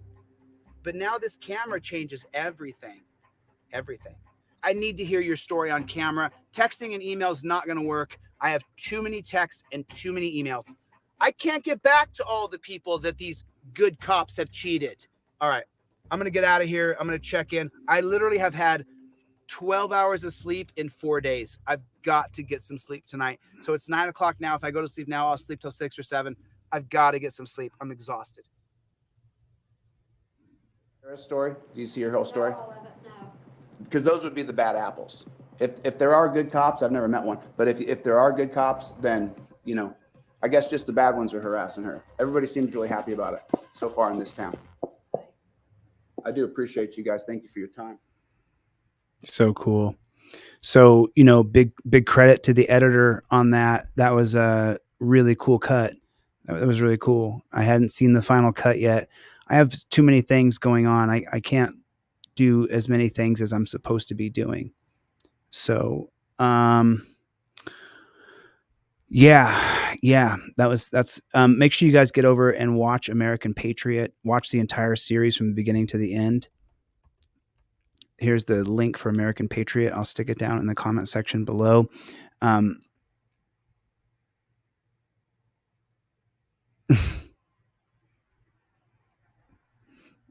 Harrison said, I like how Here's the Deal put it. I'm going to get it wrong. But when you fight for human rights, you fight for everyone's rights. We're all in the same boat. Yeah. Brian's a pretty insightful guy. Brian is a pretty insightful guy. Listen, I got to get the flock out of here. It's 4:30 right now. I will see you guys on the next one. Thank you for coming, Paul Clown Patrol. Thanks for coming, Chevy. Love you, brother. Good to see you, man. Doc K, thanks for coming. Dar North, thank you for coming. I appreciate it. I know you guys can go a lot of places. Stanley, thank you. I hope you guys learned something today. Kevin, what's going on, Kevin? Good to see you, buddy.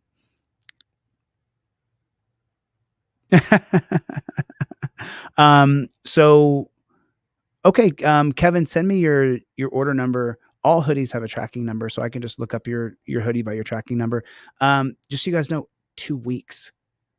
I just talked to someone yesterday. 2 weeks. The shipping is taking so damn long. It's unbelievable.